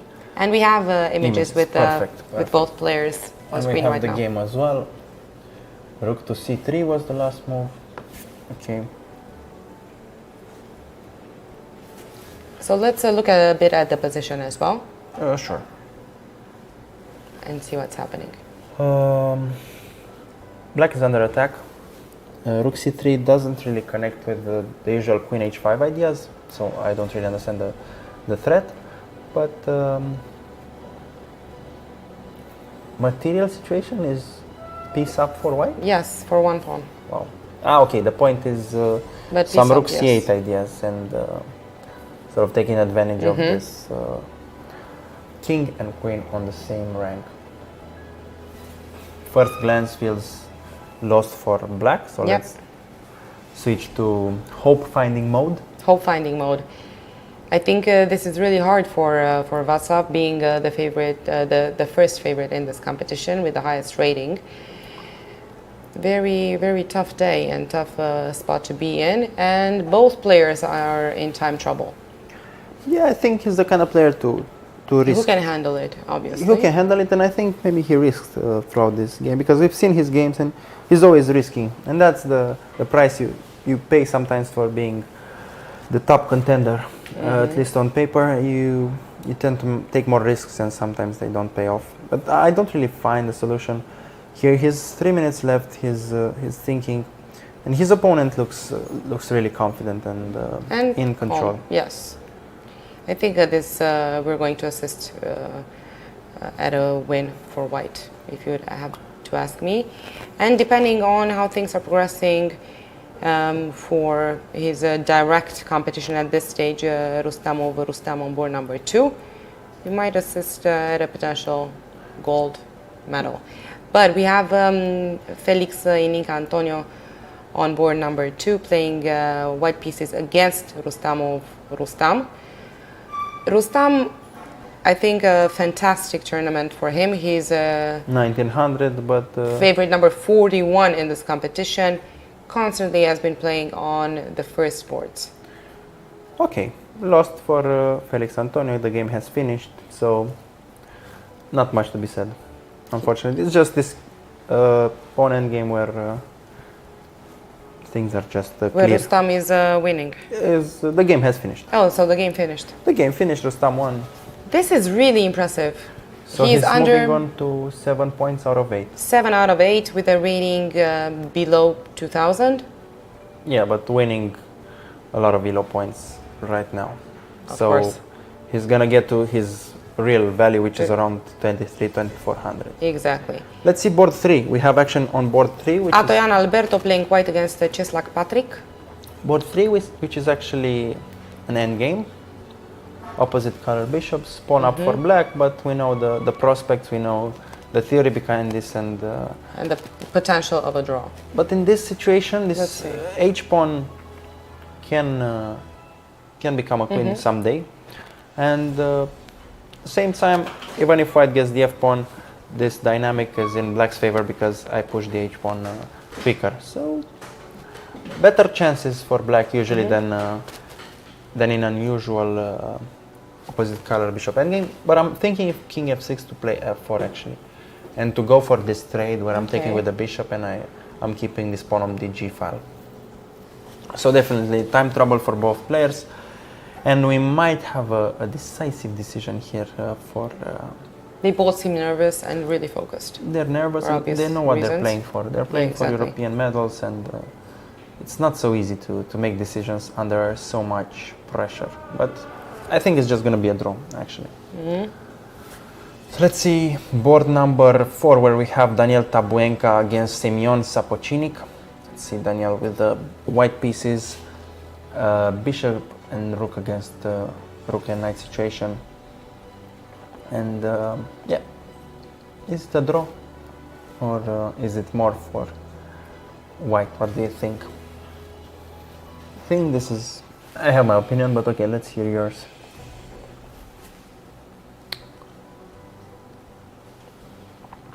Awkward silence, Maria. Yes, I know. I'm trying to Okay. fill it in with something. It's but, a bishop against knight and imbalances. I have a passed pawn, you have a passed pawn, favoring the bishop. Yeah. If we trade the rooks, I'm- it's easier Yeah. for white, white. even. So white is playing for a win. Yes. The c pawn is For a bit sure. fast, so we might be worried about that. But I'll go bishop b3 right now. You go rook d4, and then some waiting move g3, because c4 I can just take on c4, and there's the tactic. So yeah, actually there is something for black as Ma- well. Bishop b3, rook d4, king e8 is the threat, and then c4. Okay, so goes bishop b3. You kind of have to go rook d4 so you have your rook defended. Otherwise, there are tricks with if you go rook d3, I can go bishop f7 and just grab the pawn on the pin. Okay. Yeah. So I'm using that. So it's either rook d4 or rook d2. But rook d2 still fails, so rook d4 kind of only move. So then I'm threatening to play c4 after king e8. So the c pawn might be too fast. I'm afraid for bishop against knight scenario. Do you think Willis is to at a draw? No, I don't think so. I think black's, One party is going to win. yeah, I think white is in danger, and it's not the kind of danger you feel actually, because you might think rook bishop against rook knight. I know theoretically Yeah, it's better better, for white. but c pawn is doing the trick. King e8 right now, best move, and then c4, and not so comfortable at all. What's the best move for white? After king e8, After rook d4. after rook d4, so you need to take into account this king e8 threat. Okay, he goes waiting move because you don't want to have Not much. g3. This is normal, but king e8 is dangerous. I don't think he felt the danger, because c4 we talk bishop c4, but king e8 is the intermediate. Wow, what a turn of events! Because as we said, you're thinking bishop is better and all that kind of poetry, but this just fails to concrete king e8. Maybe rook c7. C4. But it's still c4 coming. c4, Yeah. rook d2. The party is happening, and you may end up with the bishop on a bad spot. Yeah, I don't see any tactics that work in white's favor, but let's stick with this game because it's actually interesting, and I don't think king e8 is a move that you can miss. I think it's Yeah. you Not really. hit the rook. It's a good strategy. But hope finding mode, Maria. Let's try to find something. Okay, c4. Interesting. c4. Okay, is it? He's thinking king e8 intermediate there. Yes. So even trickier. But I Maybe. can transition to rook d6. Bishop c4, king e8, rook d6, and I'm going into that endgame, which is good prospects to draw for white. Great prospects actually. So bishop c4 might be best decision right now, because if you go bishop a4, I go c3. If you go bishop c2, then I go c3 as well, and you're in trouble. But if you're objective enough to think, okay, let's transition to okay, I don't think this is a good decision. Because Bishop I think a4. bishop c4 was the best. Bishop I'm sure a4, there was something at bishop c4. king e8, rook d6, that's the whole narrative. Because there's no other scenario.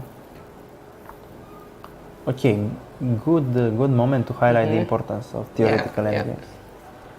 There was this great Sokolov seminar here in Mamaia. He was talking exactly about this kind of positions and how players I have see, to make these decisions. and I think c3 comes natural. C3 and it's over. Yeah. But I think, I don't know if it's a draw there with bishop on b3 and pawn on a2, but I think it's better than Better this. than this. Yeah. Yeah, pass pawns are a nightmare. Definitely. Because the pawn was on c5, it felt that it's not that dangerous, and now 2 moves later it's on c3 and you realized I cannot stop it.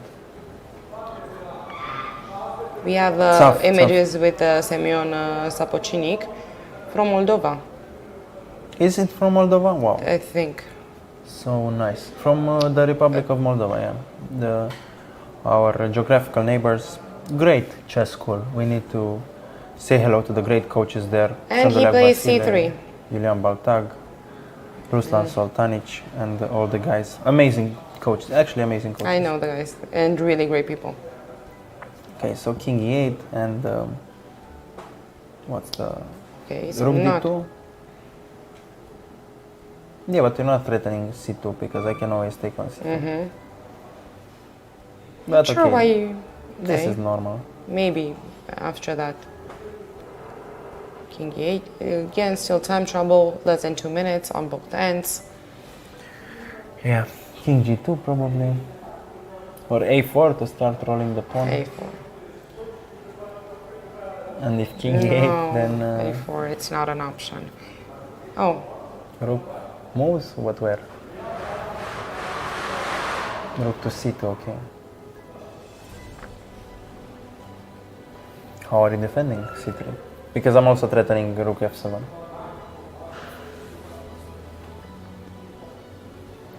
So already the tides have turned in white's favor. Because with rook d3, yeah. I'm on time to regroup. And if you go knight b5, take f7, king e8, Yes. take g7, and I'm taking enough pawns. So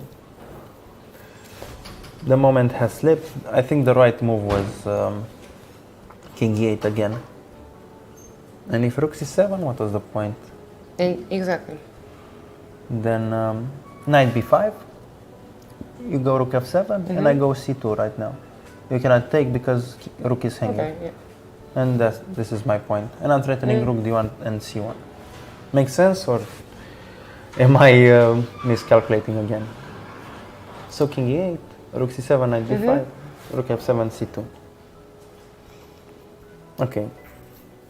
Okay, I'm curious what he's Maybe doing. this is still an option, but you're getting a worse version of this. So knight e4 probably, knight b5, okay.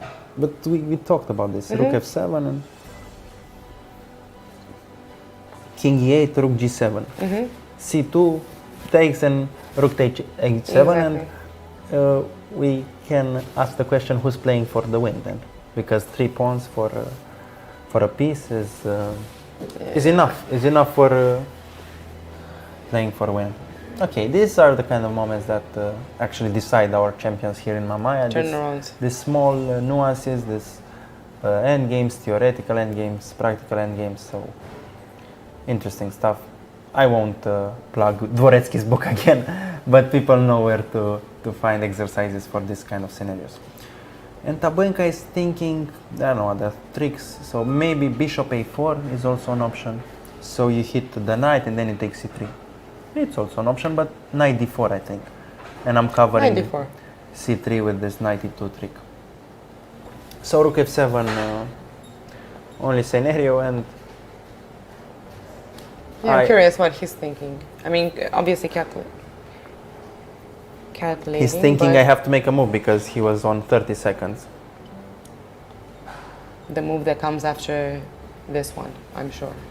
Yeah, This it's was quite... probably rook g7. There's also rook b7 as an option, but you might drift away from the path because knight d4. Then I'm threatening take on b3. Maybe it's more difficult. Okay, I'm Okay, seeing, so he takes on g7. I'm seeing some rook a2 move here, Rook which is e2, a2. Take the pawn, a2. and if you take c2, rook g. Well, he's not gonna take. But yeah, It's an option, rook a2. I think he's going to push c2. Yeah, it's the normal option, but rook a2 was Yeah. cute. That may be better. takes and grab the pawn. And here we are, folks. Theoretical endgame that's gonna have 3 results possible. 3 possible results. A4, even A4 here, and you're keeping the pawn on the A file as Oh, well. right. Oh, he No. goes for this. Disappointing No. for chess fans all over this kitchen. No. Okay. Okay, let's Still switch from this interesting. game. Okay, so let's switch because we covered all This categories. is the side. This is All the side. categories, and we have more or less 15 minutes out of this transmission. I wanted to say transition. Transition. Okay. My subconscious is working overtime today. You're transitioning to work mode, to therapist mode, or Radia mode. Will you miss Mamaia or Radia? Is I'll miss better? you guys. Okay, so it's the people that make people. Mamaia a better place. It's not Or worse, I mean, it depends. it's not But the beach. Or worse. Ooh, tough, definitely, tough one. definitely better now that we're all here. We'll see. We'll go through the results. We'll stop if we have a. Let's game. do that. On girls under 8, everybody with white won. This is according to my screen. Daria Kravchuk For won. today, right? We're For looking today, at, yeah. Okay. Mary Ban won, Sarah won against Carla, Eliza won against Melina, Victoria against Eileen. And for guys, it was Luca who won against Artem. He was having a better position, so he converted. A draw on the second board, won by Mahamad in the third board as well. So this is the category. Leonid won against Harry and Ryan won against Mikhail. Okay, let's see under 10 girls. Mariani Storaya won. Wow. So she Wow. moves on to 7.5, and I think she'll be European champion with Yeah. a round to go. So big congratulations. This is a Romanian player, the first one who secured the medal in this competition. Dominant performance. And, Impressive. big congratulations to her and her family. They are from Iași. They're really, really nice people and dedicated to chess. And we know that the success of a junior has also the coaches, the parents in the back, the people supporting. So For sure. we send big congratulations to their family, and we hope to see her again on this stage next year. How about Open 18? Because we had some Or- derbies there, and we were very invested in some of the games. Let's see under 10. Okay. Is there adventurous game on under 18 or not really? I'm not. There were some. Okay, so we don't have requests or information. We don't have requests. Vladimir Sofroni is actually still playing for under 10 Okay. in this situation where the king has invaded and the knight is slightly awkward. With on a2, yeah, it's b3 and not so easy. I don't know how to assess this, but it feels that black can find a way to win, and it's actually black is Vladimir Sofroni. So for his fans, For his fans, he's going for the win. he's going for the win. Mark Larry, okay. What happened with? Mark Larry, he had a dominant position out of the opening, but now he's Oof. trying to fill in the gaps for the checkmate. And yeah, we won't do the calculations here. No. We tried that yesterday, and it was enough for us. But maybe there will be some checkmate, or maybe not. We'll see. But just to point out, this kind of moves are hard to calculate when the king keeps walking, and you Yeah. think, oh, there will be a checkmate, but But you need to exactly very careful for Very for careful. the And king Nikita not to escape Filindash or evade. won against Mikhailo Nezhnenko, Pavel won against Ming Sheng, Tingruishen against Vyatlova, and Alper won against Lucas Russo. And we saw the position was better for Alper, so sort of a normal result. Okay, let's see board number 1, girls under 12. They're still playing. Rook endgame, straight to hopeless land, unfortunately. 3 pawns down.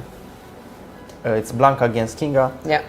Is The it, national derby. Kinga who moves on to like 8 out of 8 or not really? Because we had some category where one player had 7 out of 7. I can't remember Yes, which one. and it was not this one, but let me see. Okay, we have So some- they're going to move to 7 out of 8. 7. Still- Still a lot. So And other we have results images, I think, from. we have from some category, but just to point out, Sara Shunia managed to make a draw in that position. Oh, wow. So she saved Okay. the day. So good result and great Amazing. great strategy to... Great fighting spirit. She was playing again against Vujovic Vera on board number 2. Vera being rated first favorite in this competition. So Sara Shunea moves to 6 out of 8 points. Still really good. Let's go to girls under 14. We had this position. This is live. Let's see where we left this off. I think it was the bishop pair that we were thinking can hold on. But look at this. A6 pawn, knight jumping. Close to hopeless. Knight G8 and it's over. I don't know why there is time spent here, but there's no deeper layers to this. There's just knight G8 and c'est la vie, but okay. Maybe, yeah. Maybe or maybe not, but... No, I was looking at what she might be calculating. Maybe knight C6, A7. Knight C6, I was King I was B7, looking. knight D8, take on E6, but okay. Exactly.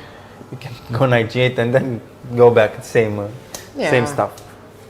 Okay, so let's see. This was girls under 14. We saw the results on girls under 12. Let's see open 12, where we need to see some results. So Kagan actually won against Paumarin, Ferragut. And Kagan is playing with Tihran. sorry, I did round 7 again, sorry. Tihran against Kagan, Kagan won. Kagan won. Okay, Kagan won, and he's moving on to 7. To 7 points out of 8. Again, he's still one of the few players out of this competition who maintained their Oh, what a move here. their favorite status. Maybe we can switch to open 12 board number 2 to Don Henry, who is having this amazing move with Rook before. You cannot take. Queen C8 and I think I can just grab E4 right now. Yeah, I think he's gonna win this. But what a move. This is move of the day for sure, Rook before. Wow.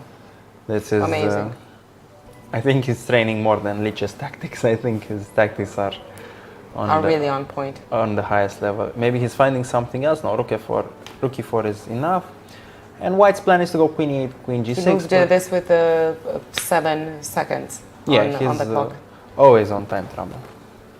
So he goes King B1, which is good. Both players again have 30 seconds, less than 30 seconds for each move. But I think here Queen F3 does the job. Just to pick up F5 and get rid of the threats. Queen F3, and if you go Queen E8, I can just take on F5. I think Queen F3 and it's over for White. But yeah, Rook B4 was definitely or Queen D3 and then Queen F3. Wow, so accurate.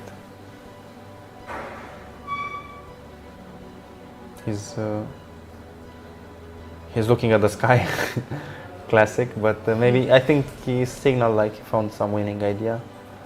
But okay. He looks about Queen D5. yeah.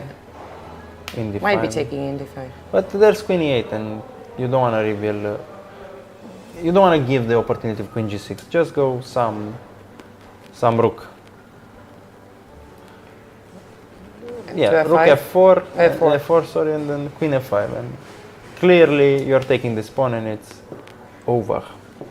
Paumarin, Ferragut, favorite number 4. Yeah, and Tudor Henry's favorite number 3. This is definitely a very important derby because whoever wins is going to. Okay, he's taking. Maybe we can have a full screen with this. The level of intensity is. He's sort of relieved that the game is kind of over. Maybe crying, but. Not crying. Focused, and. Focused and. Intense. Definitely, this is a very intense. He doesn't even know what to do. It's intense game. He is playing for a medal here at the European Youth Chess Championship. Time trouble, everything. Stakes are high. Hands down, one of the most charismatic players that we've seen at this European Youth Chess Championship. Okay, Rook F1 and it's... Now it's over. It's over, yeah.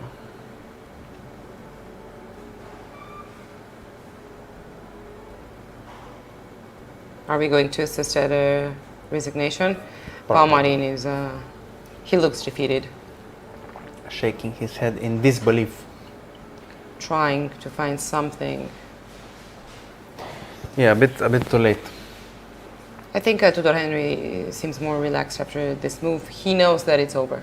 Yeah, he knows that he's over. It's Queen C8. And Palmarin is not backing down. okay, just takes and Queen F5. Anything pretty Yeah. much works. I can take an F1 and then I'll take Take C1 and take F5. That's it takes C1, sorry. yeah. Take C1 and take F5. It's good enough. Good enough. Nah. Oh, the threat is Queen C2. So okay. Yeah, World class player. exactly. Not Right, like but this- us peasants going for the small pawns. Yeah, but But yeah, still, it would have worked more in the long run. Palmarina has little to no option left. yeah, literally no moves. And okay, you can see the suffering for the España player. Tough. Okay, A4.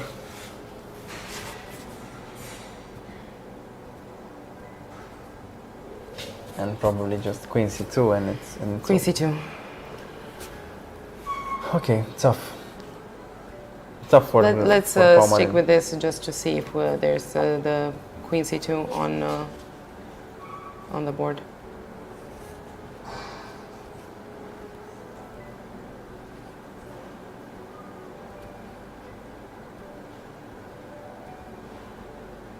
No. Queen D4. Okay, this is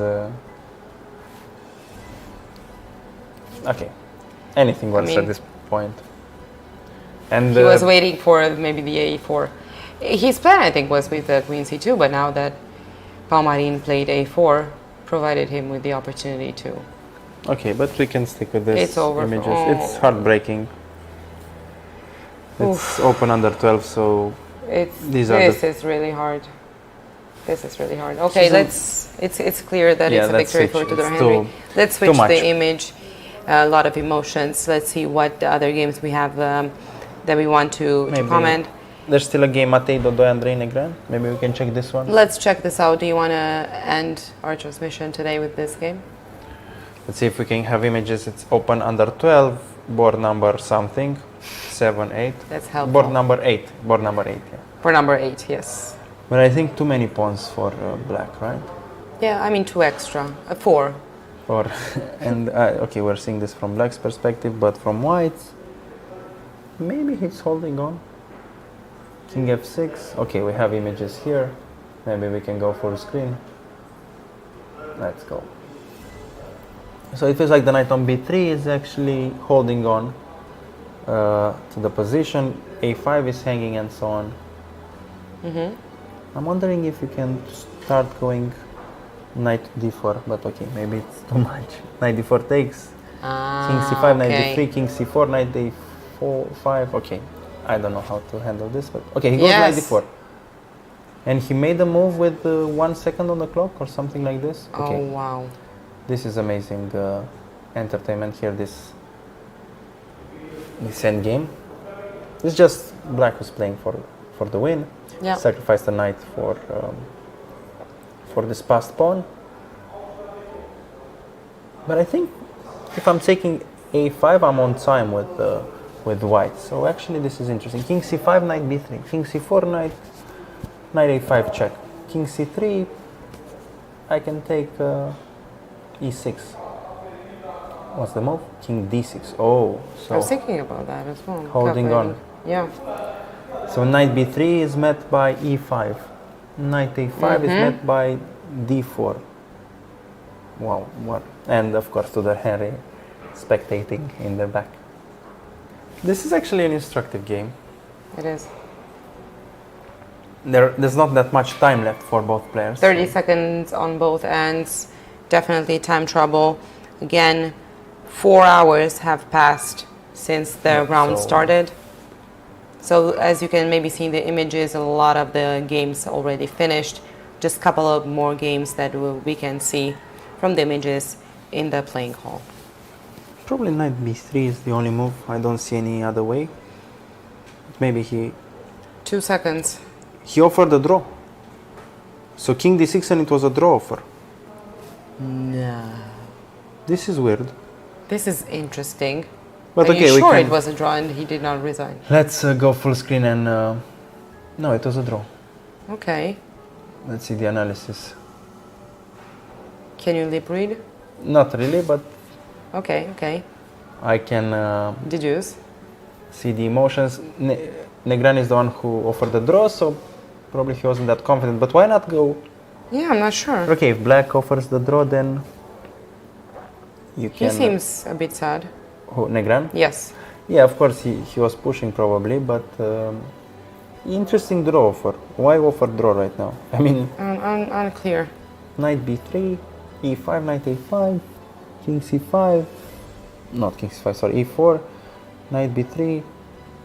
I mean, it's either winning for black or draw. Why Yeah, not exactly. keep going? A bit of unexpected draw offer. But beautiful to see they're doing the post-mortem and they're, Yeah. as we talked today about rivalries and friendships, I think this is a good combination of both. What they're having amicably, talking about the game and so on. I think this is a nice image to end the day. end our day. It's always good to see fierce competition, but at the same time, it's good to see what happens after. There's a lot of behind the Okay, scenes. nice sportsmanship Yes. for both players. Maybe we can, okay, no interview because it's the end of the transmission, so Yeah. Probably. So we're sure that it was a draw. yeah, it's a draw. I mean, White couldn't have resigned. Okay, I see the It's result. a draw. Okay, so we're ending the transmission of the day. It's Maria's last day, so really emotional. Thanks for It is. being here We're with going us to be crying behind the scenes. Would be a bit awkward on in screen, this just saying. in this kitchen scenario. Thank you so much for having me. Thank you so much for watching. It was both a pleasure and an honor to do this with you. Hopefully we'll get Okay. to be doing this again. Hopefully, I had a great time. I learned so much, and yeah, Maria is amazing commentator, therapist, and person. So I had a lot of things to learn from her, and yeah, thanks for having this. Of course, thank you. And don't forget to tune in tomorrow because it's the last day. It's going Last to day. be full of emotions. It's going to be decisive. It's going to be fierce. It's going to be a show.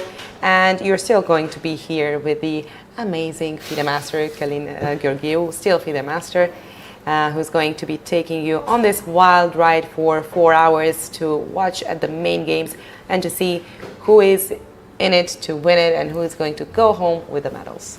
Okay, this is it for today. We'll see you tomorrow. I mean, I'll see you tomorrow at 1 o'clock, and have a good night, and thanks for watching. Bye bye.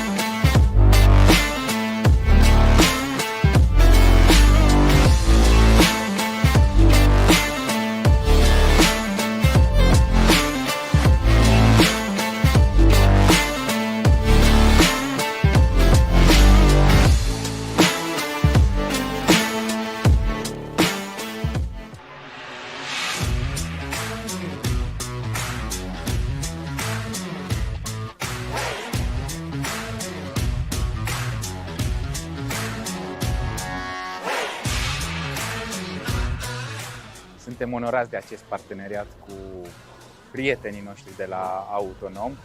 Să fie șah și, foarte important, fiecare mutare deschide noi drumuri. Ajungem peste tot în siguranță alături de prietenii noștri de la Autonom.